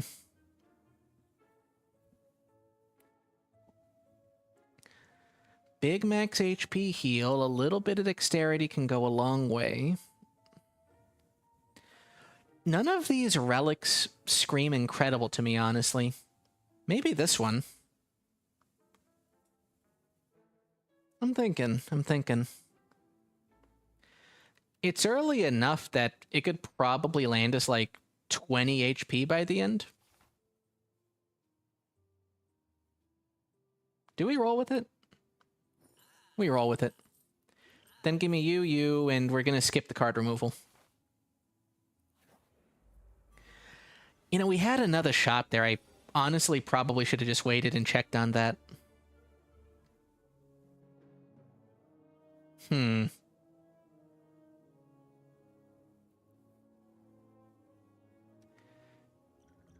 What is the best way to put some hurting on these people? I think you go in with one of these. And then you can reliably kill that guy next turn, and we don't worry about taking 4 damage here. I do wish we could have killed him faster, but what can a brother do?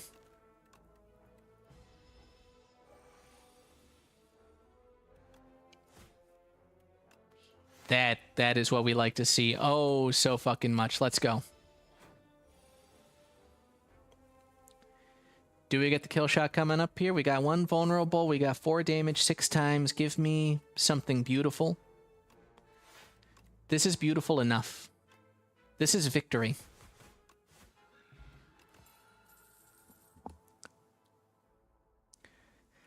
Ashen Strike is also a very good card. We're going to be exhausting things with Flash on the regular. Well, with Thrash, rather. So there is a positive synergy there. I'm just afraid that it's not quite good enough. Like, we're getting a little bit too cluttered with that. I think we've already got a good thing going. I think we can win the fight that's coming up. So let's just roll with what we've got.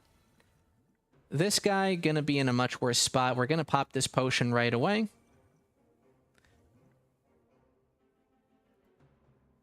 We're going to pop the Radiant Tincture right away. We're going to go in twice on this guy.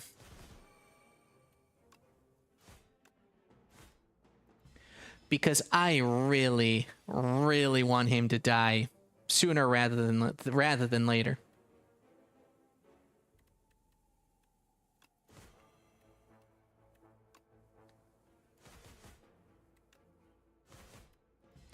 Yeah, he's probably going to die next turn. Just depends on what we get. Enemies drop more gold. We like it. 7 damage. Whenever you gain block this turn, deal 5 damage. I don't care about any of that. I do not care about any of that. We're gaining max HP every time we get gold. Let's do the fight and hope we get something good later on, down the line.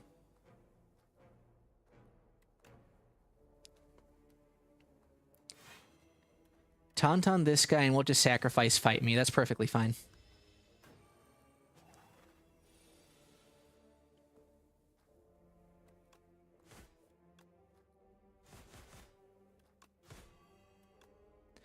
Little bit of heal there.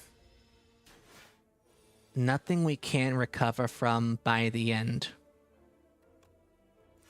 And since this guy is being a piece of shit, we're going to hit him with the 3 vulnerable, and hopefully, in the coming turns, we can put the hurting on him. And it looks like the dream has come to pass. We can very much put the hurting on this son of a bitch. Is there enough for a kill shot in here, though? This is 18. Yeah, we win. I know how to do math. I was hoping that's how that would work. We get a double HP stack every time. That's actually incredible.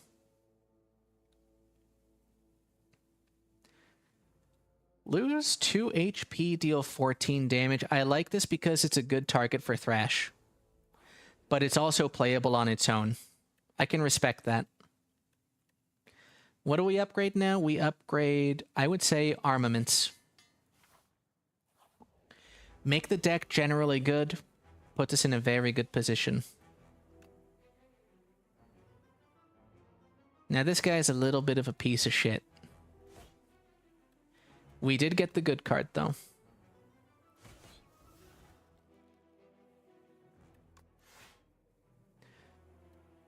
I'm gonna see if I can hold off on using Distilled Chaos. I want to save it for elites inside of Act 2, if it can be helped.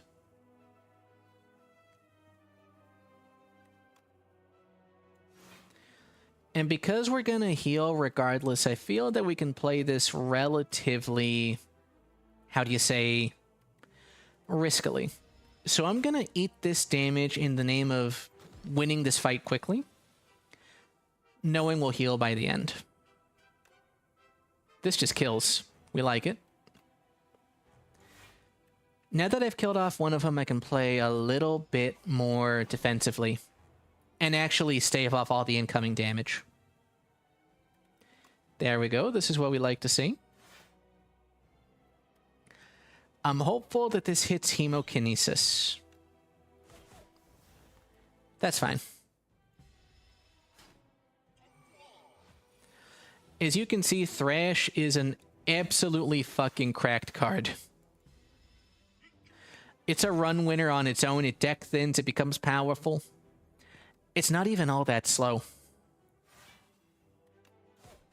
Give me that Steel Flash.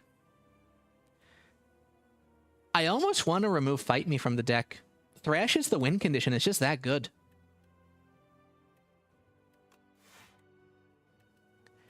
But we will instead hit him with a strike.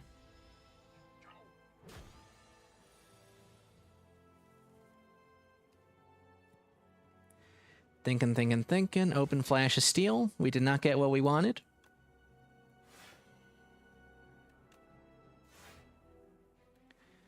We take a little bit. Just a little bit. The Kin Priest, thankfully, doesn't seem to have all that much going for him. I don't want this guy to outscale me. So I'm just choosing to get rid of Thrash right there.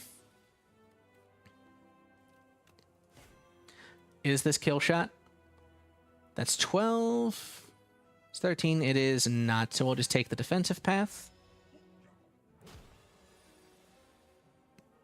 Now is it kill? It is.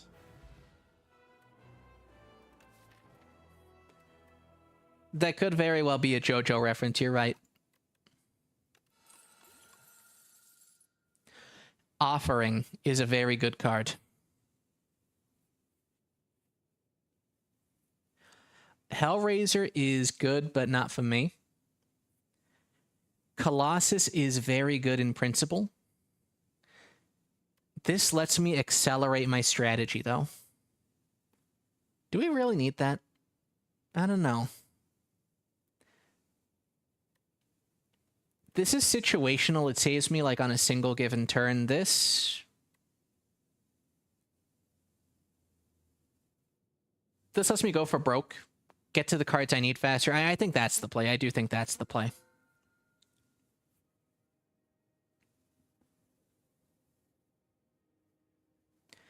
Gain an additional energy at the start of your turn. Doubles blocked gain from a card and sleeps. Interesting. We got choices here.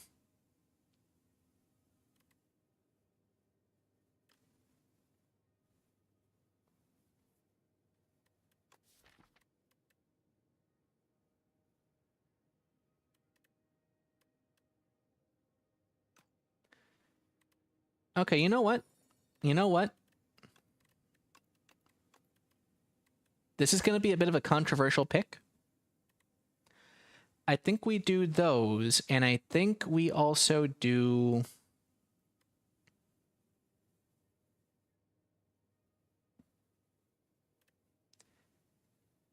I don't know. Let's do Peck. We'll upgrade Thrash along the way, but what I'm going to do is I'm going to try to go through those 5 combats. Just survive them, get those blocks back, maybe pick up a defensive unit at this shop. But I think we can very reliably tank our way through most of this. Can we get a good elite path too? We got 3 there, we got 4 on this one. No, we got 3. So we got 2 3 paths. I think I like this one more because it has the shop early, so let's check that out. And hey, look, we still had all this. So it's not the craziest setup. But I'm not a fan of the Roach Gang, not by any stretch.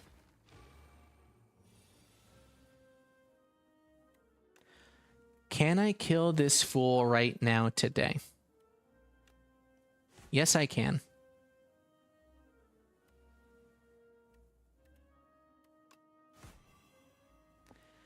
We are still going to take 10 damage, which is very unfortunate. But it's not so bad that I can't deal with it. It does make me apprehensive about using Offering, though. That much is true.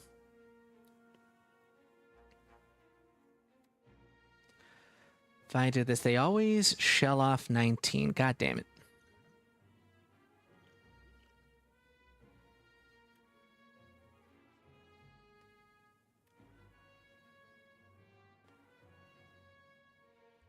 Oh, goodness me, goodness me. Give me that. And now we can actually just kill this guy.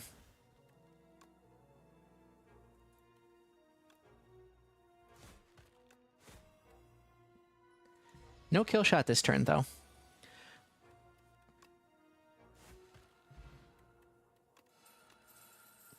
I suppose in a way this does count as a +2 heal, too, so that's actually kind of cool.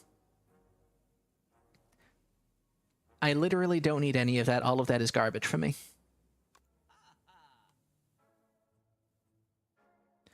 This is such a good relic. It's a shame we didn't get it.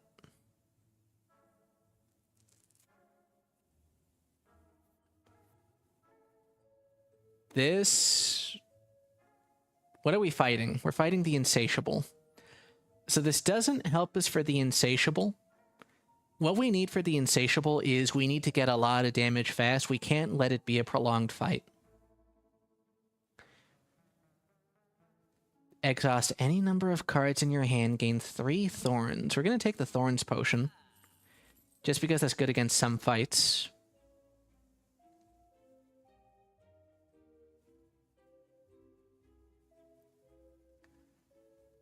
Shrug it off is okay. What did I gain back? Did I gain... We gained Peck back first. Okay. I think we just remove Fight Me. It is now an ill consideration. This actually would have been great to get.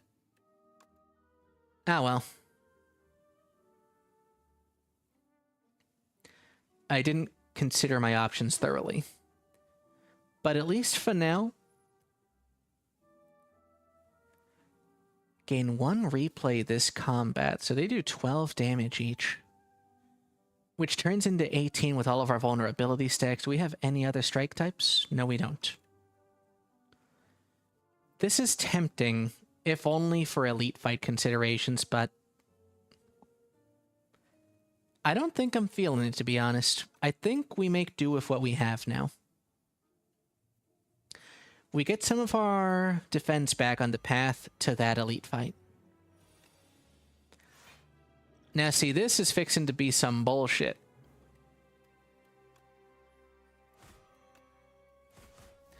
If he takes Thrash, I'm gonna throw a fit. Flash of Steel, perfect. That's exactly the kind of card I would hope you would take, you sack of shit. Now we beat the Christ out of you.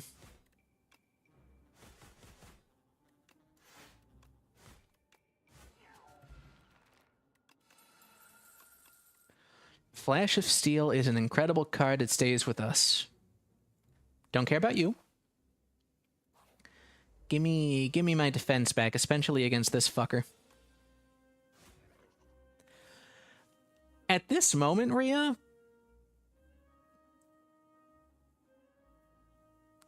I'm not the most experienced player, so take whatever I say with a grain of salt. There are some absurdly powerful cards like Thrash here, but on the whole, I would say it can be difficult at times. At least with the Ironclad and the Silent. Like, I have yet to get... I've gotten 1 run out of, like, maybe 15 that just turned into an infinite draw loop that kills the enemy on turn 1. So if that's your barometer, that's the barometer.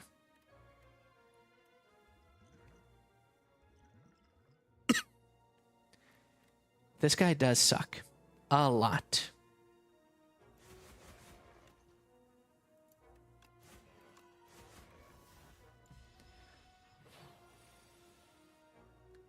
There's a lot of damage to be taken.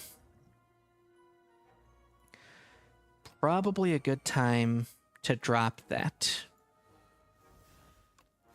Take this chance to upgrade everything. We're glad we got this back. So what is that? We're taking 6 damage this turn off of that. Not ideal.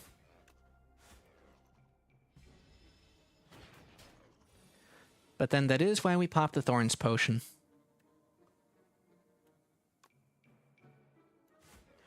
We can kill this turn. We're very much in attrition mode, that's the thing.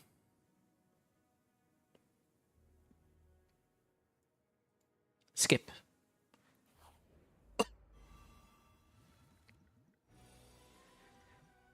So this is definitely a bit of a piece of shit fight.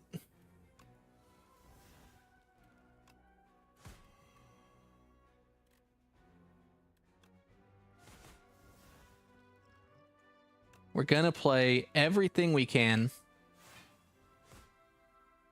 And I can accept that result. That is actually plenty good. That is 13?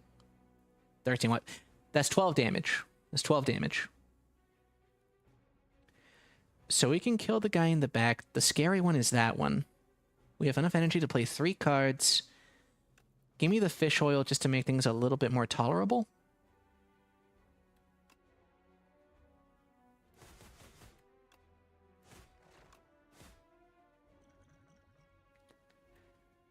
If I spend this, I can kill this one and avoid taking too much more damage. Hopefully next turn gives rise to more opportunities. Not bad. Oh, hell yeah. Is that kill? That is kill. And that is a hell of a good get for the upcoming elites. I would say that's true. The parasite enemy, the worm enemy, the fucking insatiable at the end of this is going to be a piece of shit.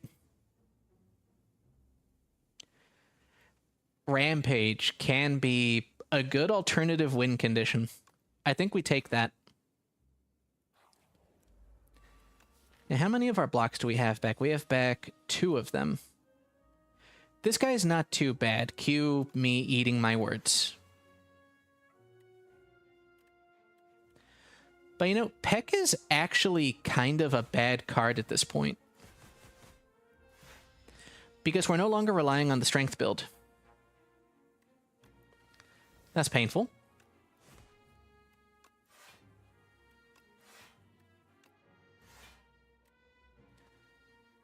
I can get down to 2 cards, and the clasp will give me just enough to survive this. That's good. I forgot that he does... Oh, fuck yeah, I fucked that up. I forgot. I always forget that he has thorns. That sucks. Rest in peace, me. Very effectively.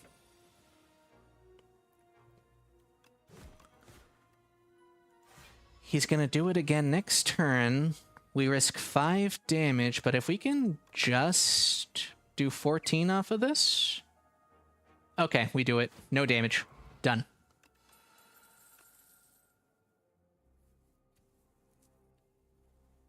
Cascade do be kinda neat, and Flame, not so much. I don't care about any of this.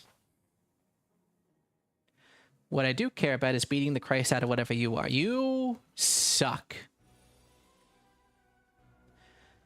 This guy do suck. But you know, we learn how to make do.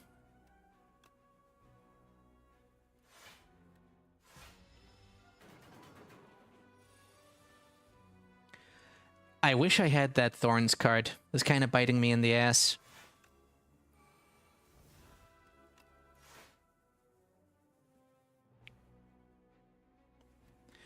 I actually want to avoid using Peck right now. That is the best thing we could have hit.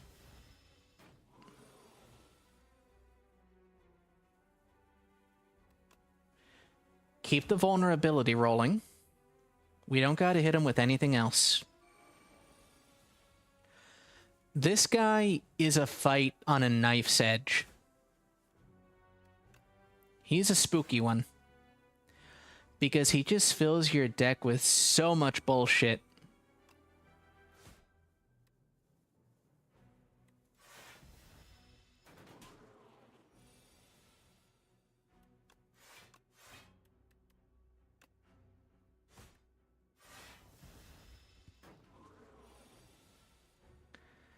There we go. He raises himself up. We're just going to apply the vulnerable and hope that on the following turn we need Thrash. This is why we love Thrash. That's not bad. I could fuck with this. I could actually fuck with this. How much does that matter to me, though? Just 4 plating. What does that do for me at the end of the day? I don't think it does too much. It's a wasted mana. We're just going to keep rolling. Now, in hindsight, stacked with that could have been pretty fucking solid. But no, we're going to play a little bit defensively. I'm going to heal up here because we got 1 more elite. And this fight here does suck.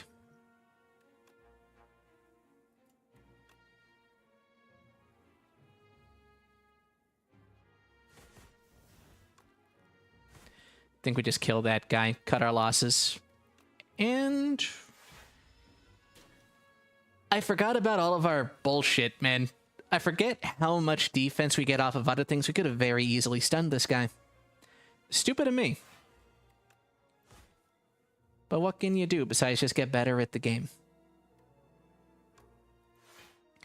So here, do 1, 2. Do this. Don't even chance it. It's too much math.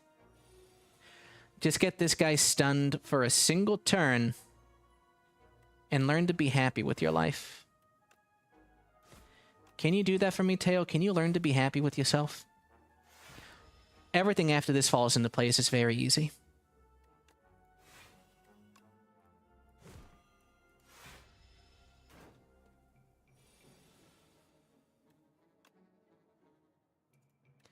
I mean, how can I not do this first just to get rid of the weaker card? Done. I didn't even have to think that far ahead. 5 block whenever you play an attack. It's already pre-upgraded. Our deck's a little bit fat, so I'm a little bit apprehensive about that. But you know what? Fuck it. We bowl.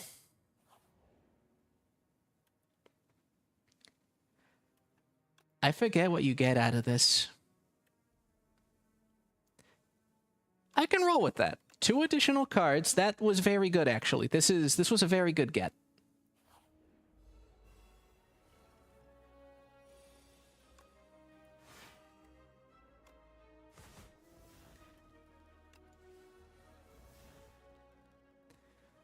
Rampage, not bad.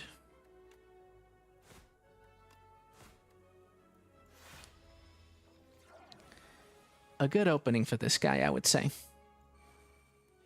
Also a very good opening. Can I tank 16 by using this?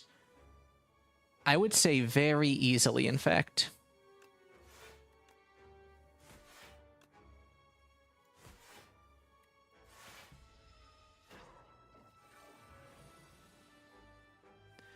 But can I kill this turn? It's not looking like it's gonna be possible. Let's try and do some of the math. 4, which turns into 6, 9, 9.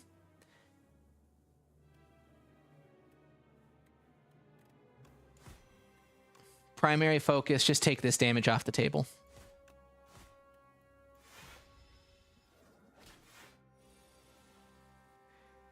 Not ideal, but not everything is ideal at the end of the day. Still get the kill shot, though.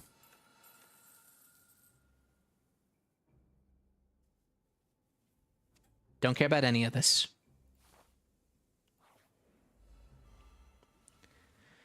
Now, this guy's a hoot and a holler. He do be an elite. He is about to hit me like a semi-truck. Let's open with this. See what this gets us. Beautiful. Now there is nothing to fear in this moment. I'm just going to tank through all of this. Make our secondary win condition stronger. Do that. Do this. And the hope is I'm going to get him vulnerable, hit him with Thrash, and hope that it hits Hemokinesis. Perfect. That's the kind of opening turn we like to see.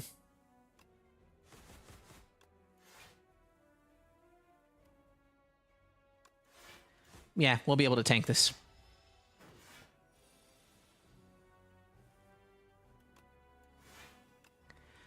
He's coming in a little bit harder than I would like, but I think if I play my cards right, we're going to end with 1 shield. Yeah. I know how to do math. Hit him with one of these, hit you with one of those. We don't want Peck to go to you. But that right there, that's fucking plenty. Deck is 16 cards, then he's got 44 with 26 incoming. Fuck me.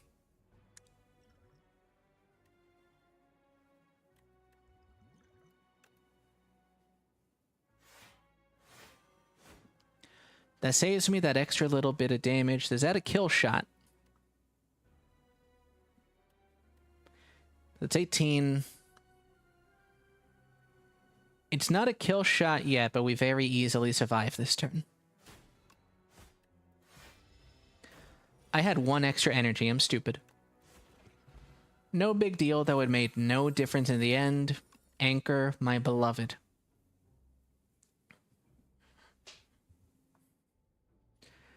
Brother.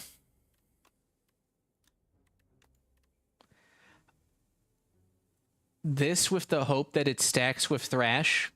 The stars just align. That's too funny not to take. What do I care about here?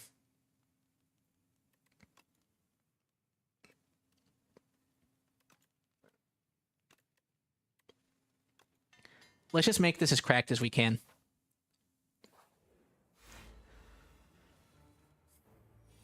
Now, I'm gonna be real with you. This guy is a son of a bitch. We open with exactly what we would have wanted, though.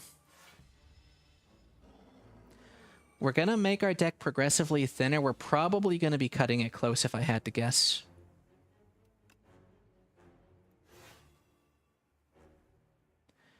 We don't need to do the frantic escapee yet.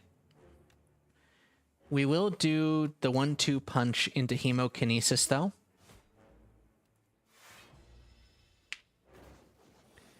Because that's just a nasty hit no matter how you look at it.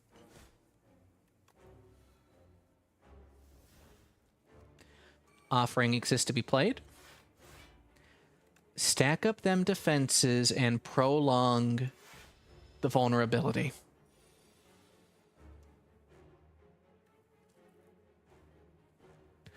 Whose minds are the Insatiables? Because I'm looking pretty fucking nice on HP, I think. Here we go. Again, that skill is proving to be so good. Taunt is proving to be incredible.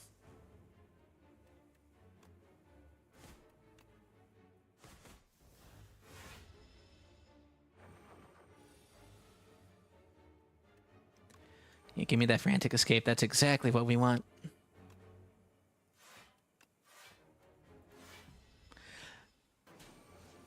Oh, yeah, no, he is a tanky son of a bitch. I'm not a fan. I am not a fan. However, this is a good place for 1-2 punch to be existing. A little synergy I did not expect.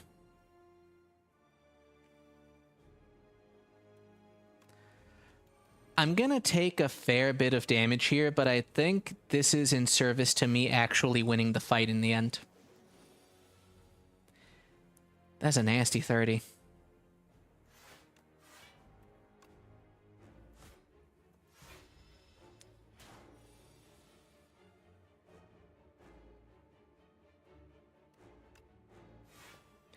I need Thrash, and I need it yesterday.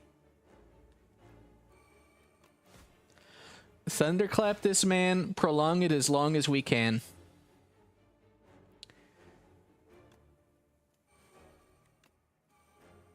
I want you to know that I can see the future.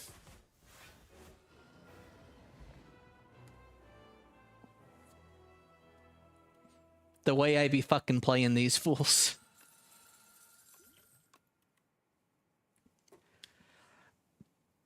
Double Thrash means double the exhaustion. If you get one Thrash, getting the other Thrash at any point, as they both stacked each other, that gets us to our end game faster. But Cruelty is also very good. But I think just the sheer deck thinning power of this little number right here, this cannot be underestimated. That's a win condition and a half. And this is just stupid. Or theoretically, a copy of the first attack you play each turn.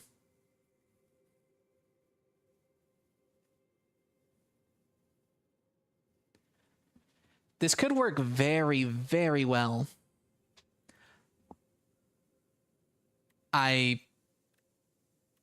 Brother.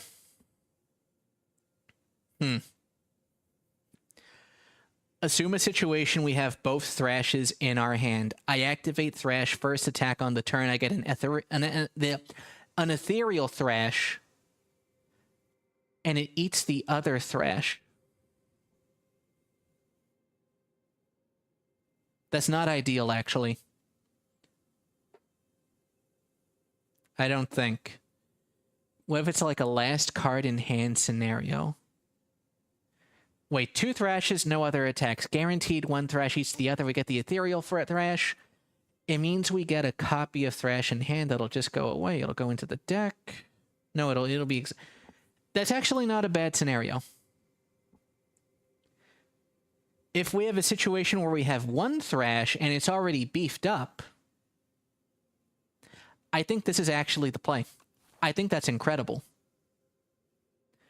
We just don't use the ethereal thrash where it doesn't suit us. Just a little bit more mental overhead. 1, 2, 3 elites. Now, I'm going to level with you. There are some elite fights I just don't want to deal with here. But I don't think there's a way to avoid all the elites here. Yeah, because there's one right there. How about this path? Avoids there. Okay, no matter what, we're going to have at least 1 elite fight. I got to get myself beefed up to deal with 1 especially nasty fight then on the off chance we get it.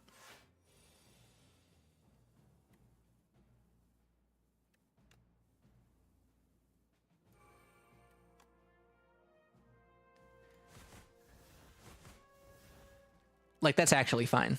I'm not worried about that. This, however, is dealing 21. We're going to get that. Taunt this guy just to prolong that. We survive just fine.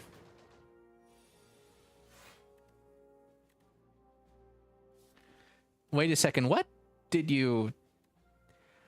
It ate the ethereal thrash. That's a nice little interaction. Okay. But like right here, this is another good one. Now we can just do this. Save a little bit of money on my car insurance by switching to Geico. We're not going to break through that shield, so let's just hold off, eat the 1 HP. We don't got to worry about nothing else, not really.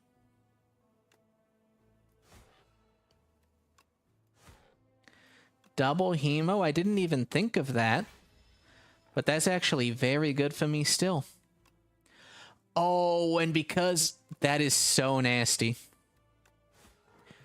Because they're ethereal, they go into the deck until the turn I don't use them. That's kind of fucking balling out of control.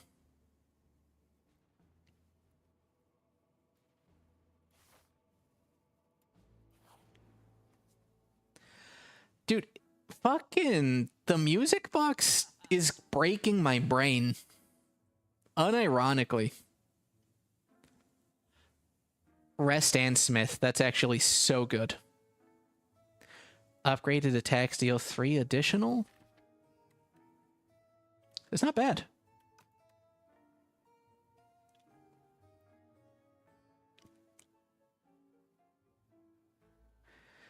$10 damage to all enemies. Give me the energy. Nix you. Actually, no. Nix you. You're pointless. Fucking birds. Give me this. Random card in draw pile gains replay 2. Or replay 3.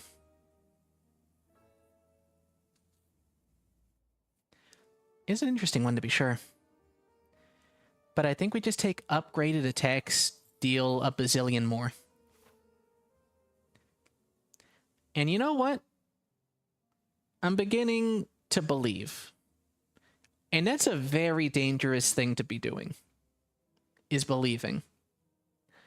But maybe, just maybe, there is a world where I can tackle 3 elite fights here.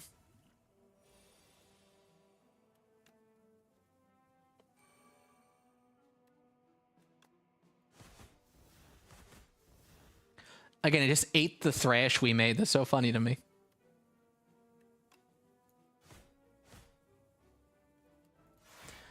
And that's the other nice thing, is that with Rampage, it gets the double stack every time now. It becomes a force in its own right.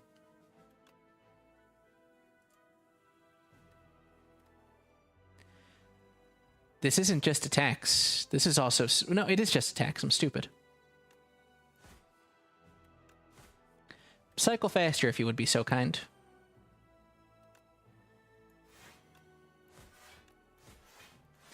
Nah, this guy's toast. I think this run is very, very fucking strong. Again, they'll just eat each other. You will go into the deck, but you also just win us the fight. Battle Trance. We have not gotten a single copy of Battle Trance yet. Having one Battle Trance is almost always a good thing.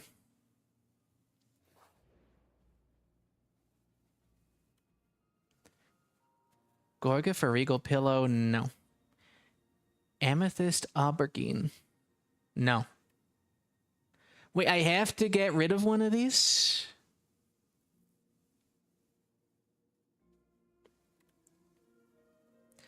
Okay, get rid of the Gorget then.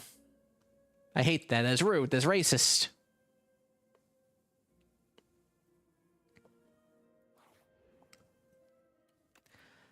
I'm a smith. I'm a smith up. Who am I smithing up? You.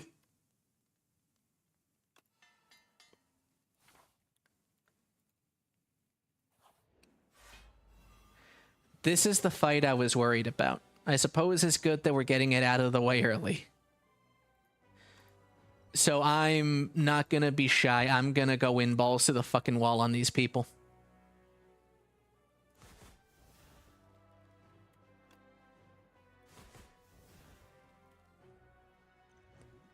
Can I...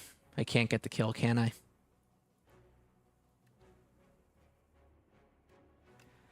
I can, however, get a good amount of block. The big worry is mainly the Spectral Knight, because he makes everything ethereal. My entire hand exhausts itself. It's very rude.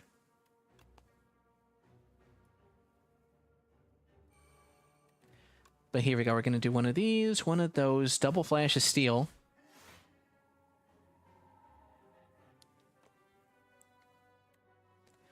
Give me a little bit of block.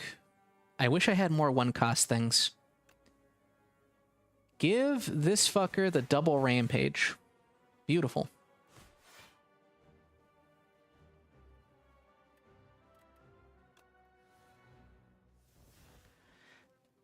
Oh, we like this. We like this very much. Double Thrash. Opens up my hand a little bit more so I can do more card draw. That's not an ethereal version. I think that's pretty darn good. We have an incredibly stupid build, and I love every second of it.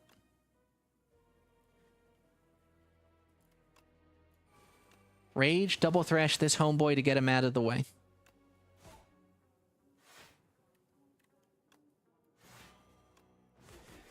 There's no way we don't play that because it's literally free 40 damage. Come on, man. And hit him.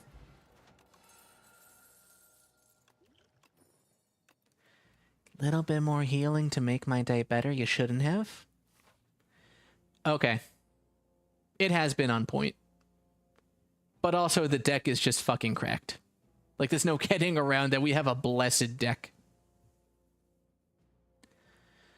If we have 2 elite fights, and let's pick the round where we get a bunch of question marks.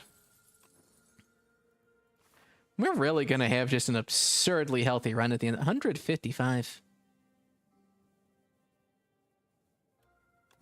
Come on. Draw 2 less cards. What? Excuse me? 2 random relics. If I give him the Centennial Puzzle, I think that's probably fine. We don't have any shops coming up, though, so let's just give the 1 random relic here. 8 Vigor opening up on a double-played Thrash, I would say is pretty fucking nice. This is another rude guy for completely different reasons. He just does a fuck ton of damage. We need card draw this turn, so double that up. Very good.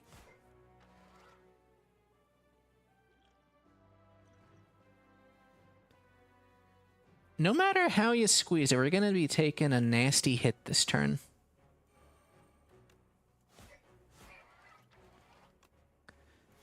We can mitigate it pretty well, I think. That should be fine. It's not ideal, never you mind, but it's good enough.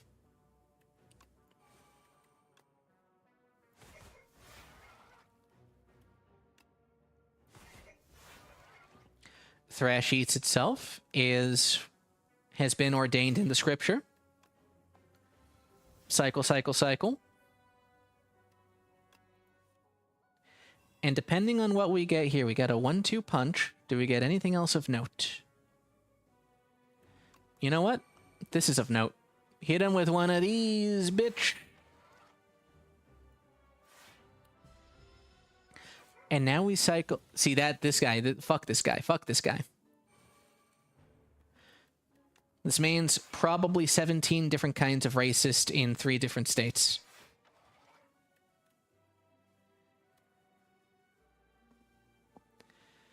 Now, this is an interesting quandary.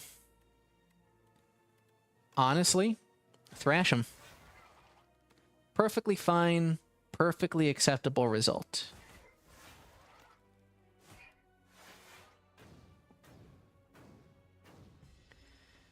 You see, the thrash is just thrashing harder eventually. We're going to have a world-splitting thrash here. One of those, please. This is gonna hurt no matter how you twist it. 1-2 punch.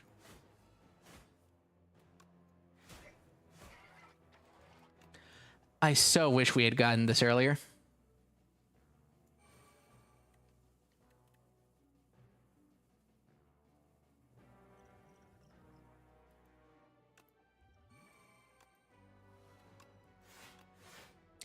I just don't want to take 40 damage. I'm sorry. We did what had to be done. Exactly. He's competitively racist on an international level.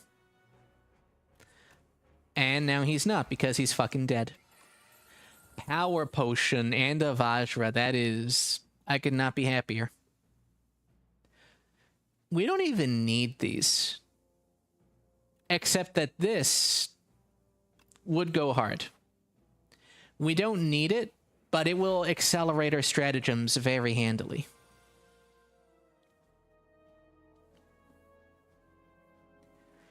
Now here we do get choices. I think we take one of you off the table immediately. I think that's just routinely the smartest play I could ever make in almost every situation. Hit this guy with a truck. Pass turn. Look, this fight's just a non-issue. We love it. We love to see it.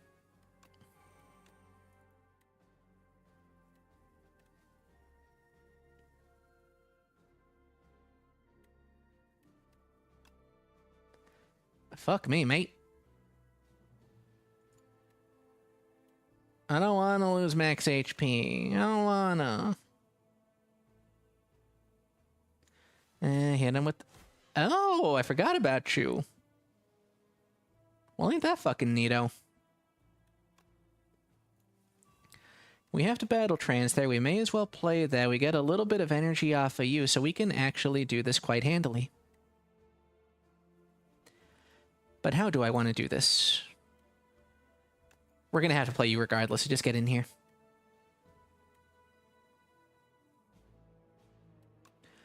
I can taunt him. This will do, what, 14?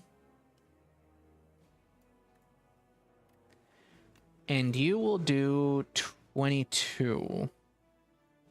Not nearly enough. So I will be happy just to not lose any max HP here. Wait, what? Did I have double strike up? Am I stupid? I might be stupid, but that's fine. We win. Ooh, this guy.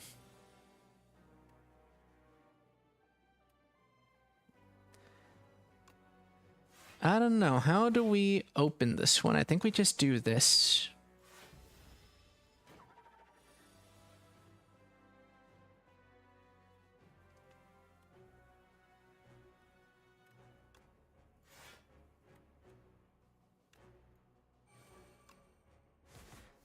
And I mean, it's got to be that. This will go away, but that's fine.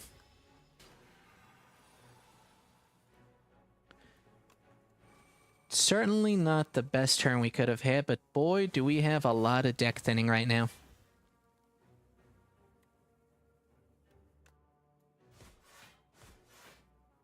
Lol.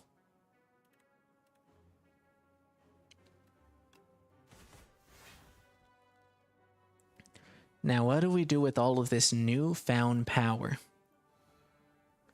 We put it up to an offering. I don't have any more replays. But what I do have is card draw. If I just want to apply the taunt. Oh, we also have battle trance. I'm stupid. See, this is what we're looking for. This is that good shit. This is what the kids these days call Kino. So here we go. We're going to do that because it gets us a little bit more block, and then we hit him with one of these. And just look at this thrash. Incredible.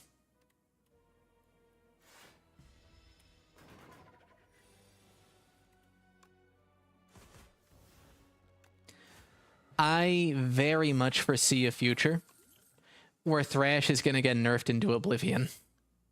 I don't need any of this. We have very effectively won. I don't even got to upgrade anything. Let's just go in here. This homie's about to die a miserable death. This gets me a little bit of card draw. We get a Thrash. Let's fucking go.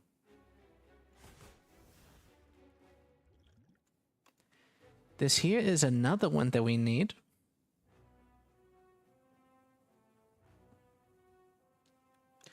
Honestly, yeah, feel no pain. That should be perfectly fine for our endeavors.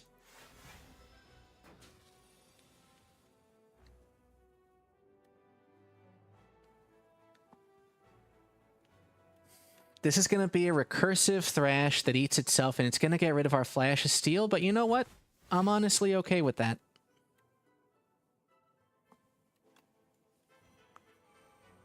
I thought I had the double... Right, I'm stupid. As always. But that's fine. Do this, and then we get him onto phase 2. And that's perfectly valid.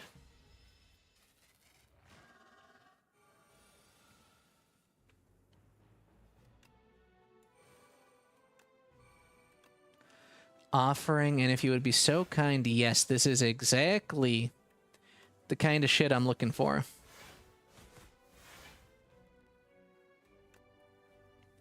Fucking Lamau, dude. Like, it's not even funny at that point.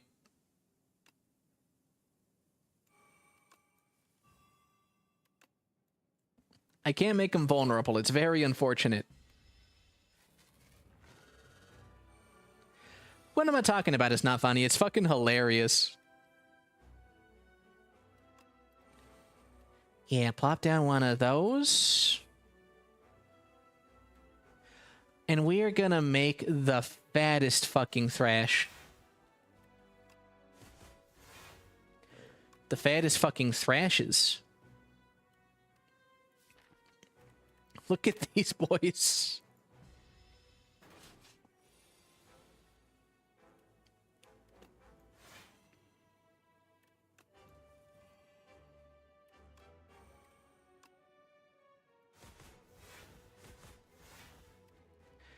Because it really is just no contest. We just fire potion, we win. This is perhaps the easiest Ironclad run I have ever had in my life. I pity you. Kill. Return to the bottom, Ironclad. Mind you, I'm not exactly a professional. This was Ascension 1. I don't play Ironclad all that much. But still. I feel like that would be a very easy run to pilot at higher ascensions. That was kind of stupid how easy that was. Little bit. He knows the entire move roster, but he's hitting the same button. He's just spamming low kick. Currency was invented. Desperate times call for desperate measures, and desperate measures cost gold. Spend that gold to acquire a morsel of food, and the sharpest of daggers or a fashionable hat. Buy something. Approach any blue-clothes merchant on a green rug, and you'll be treated to a fantastic shopping experience. We don't turn away anybody. Disclaimer. This epoch description was paid for by a merchant. I like it. One of 3 random attacks from another character. I like this. This is fun. Anointed. Put every rare card in your draw pile into your hand. This is also kind of cracked. It's win more, but it's very funny. Whenever you play an attack at a... Imagine if we had this with our current build. Just top deck both thrashes, go nuts. Maybe remove the exhaust so we're constantly getting it very early. I don't know. Whenever you play an attack, add a random attack into your hand.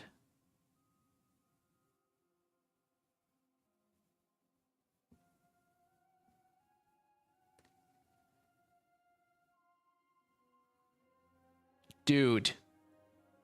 There is an instant win combo with this on the silent with bullet time.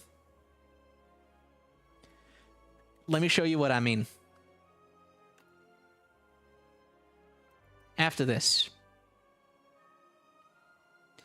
The ironclad slays the heart with its full might, but the demon's contract hungrily absorbs the blight into itself.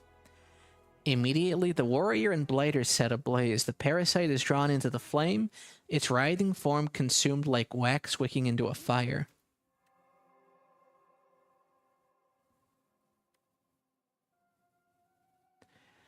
I do like this. Is a little bit costly, but I do like this. Can only be played if you have 3 or more cards in your exhaust pile. Deal 17 to all. That's not that hard of a condition to fulfill, depending on the deck, and that's pretty good damage, TBH. And this requires a very specific kind of deck, but it is strong.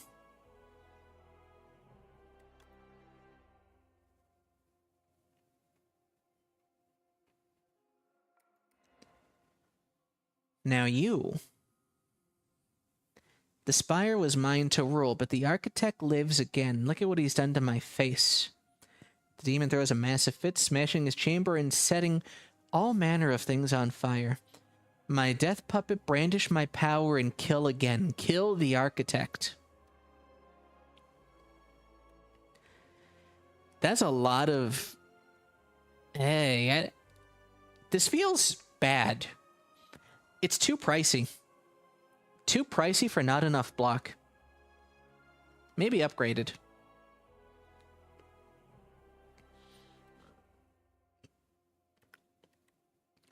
Very specific kind of deck, but it's not bad. Okay, maybe it's average. And this one, self-sacrifice for massive AoE. I do like this in principle. That's cool thematically. I appreciate that. But let me show y'all what I noticed.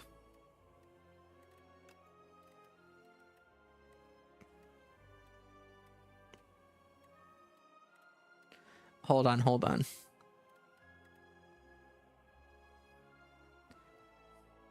So, bullet time and catastrophe.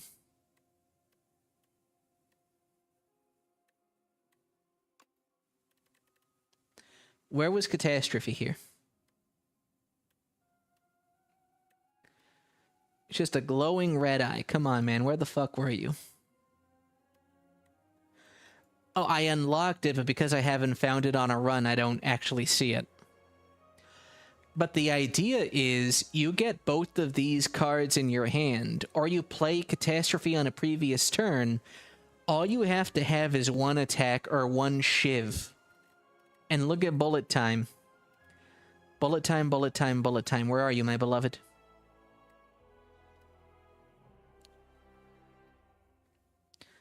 The only thing bullet times is stopping additional card draw.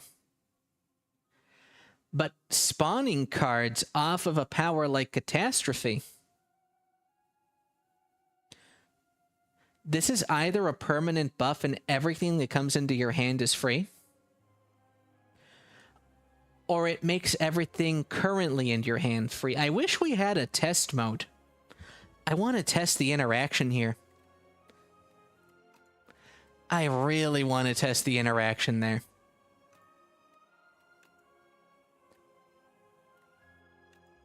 Customize your own run with unique modifiers. Can I select my deck?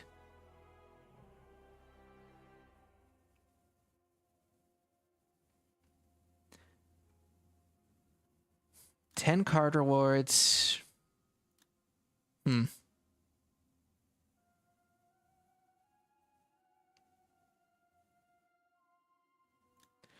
We'll add flight. Vintage. Normal enemies drop relics instead of cards.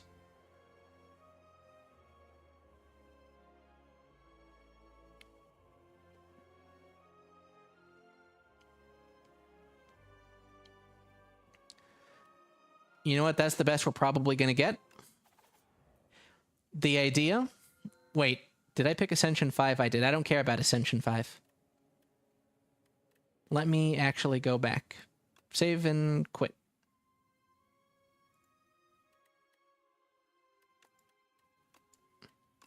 Yeah, that's perfectly fine. Custom run. Sealed deck. Where's flight?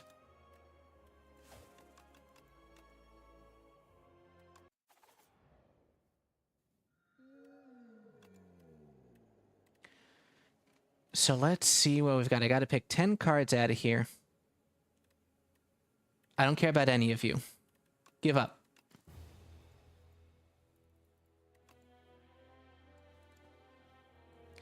Actually, maybe. Hold on, because is there a console? There is a console.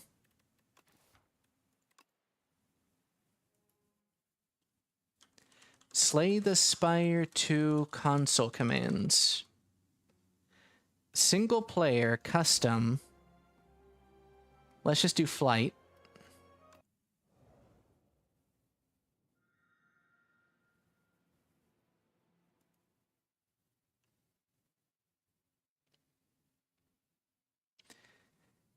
Damage all enemies, die.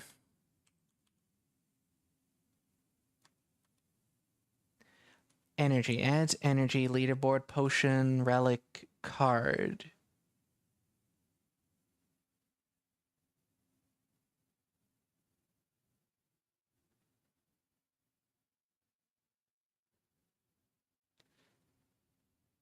Okay. So hold on. I think I found the command. Card. Silent. Bullet time. Oh, there's a list. Okay.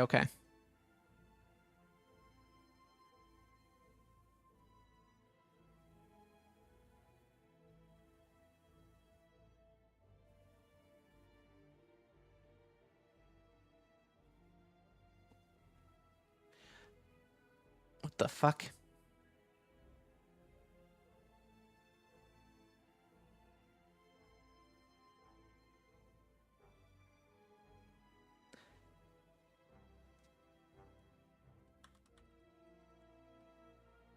What do you mean, no command card? How do I use these?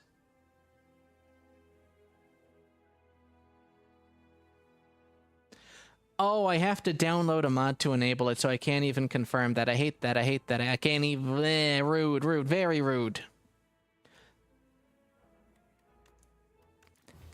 So basically, I have to play silent until I luck into the card combo I'm looking for. But you know what? That's okay. I can probably figure that out. Custom.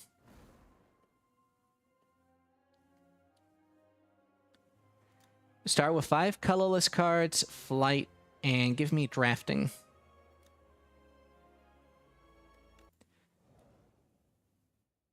Wait, did I pick Ironclad again? I did, I hate it. We can still make this work. We can still make this work. Custom.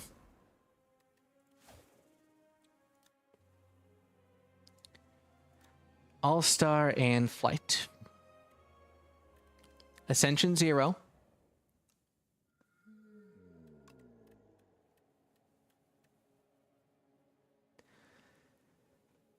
Not the one I'm looking for. We need bullet time.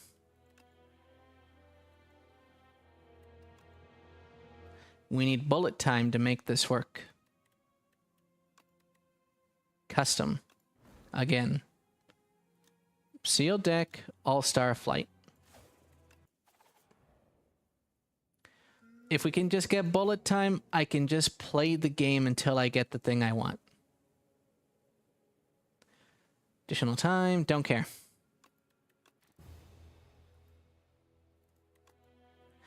I just need to know if I just found something retarded.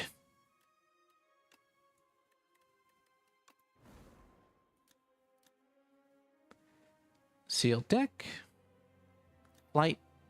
All-star.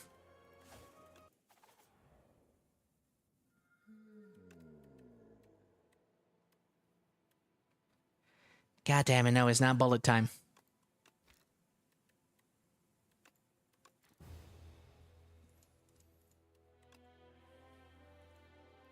We need to get bullet time, brother. It would be so nice if they just gave you like a little testing ground to see how certain synergies work. So nice, so nice. Flight, all-star, sealed deck, please.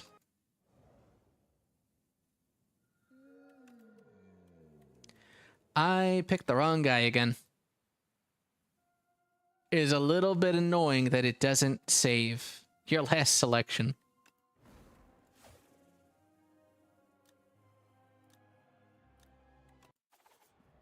But it's just a click. It's not a big gripe. It just doesn't want to give me Nightmare. It doesn't want to give me bullet time. One more. Just one more try.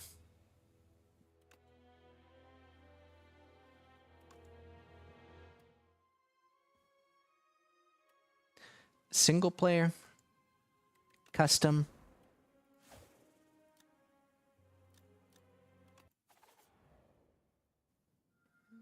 Please, now. Please. Ow, adrenaline. What else do we got?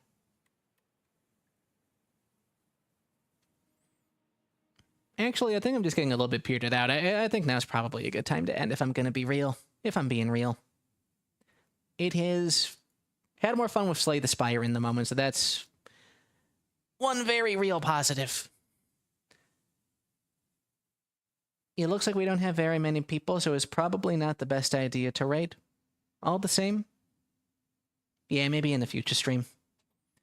And Mogi, thank you for keeping me company. Rhea, thank you for keeping me company. Anyone else that might be out there, thank you for keeping a brother company.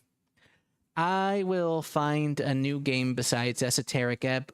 I feel like I need to find something I can come back to. I need a rock. And something that's not necessarily as dialogue intensive as Esoteric Ebb was, but also something that I can color with my commentary a little bit more that isn't so technical. I need to find a middle ground between an Esoteric Ebb and a Slay the Spire. But that's for me to think on. But yeah, thank y'all for keeping me company. I do appreciate it today. Cheers, and goodbye.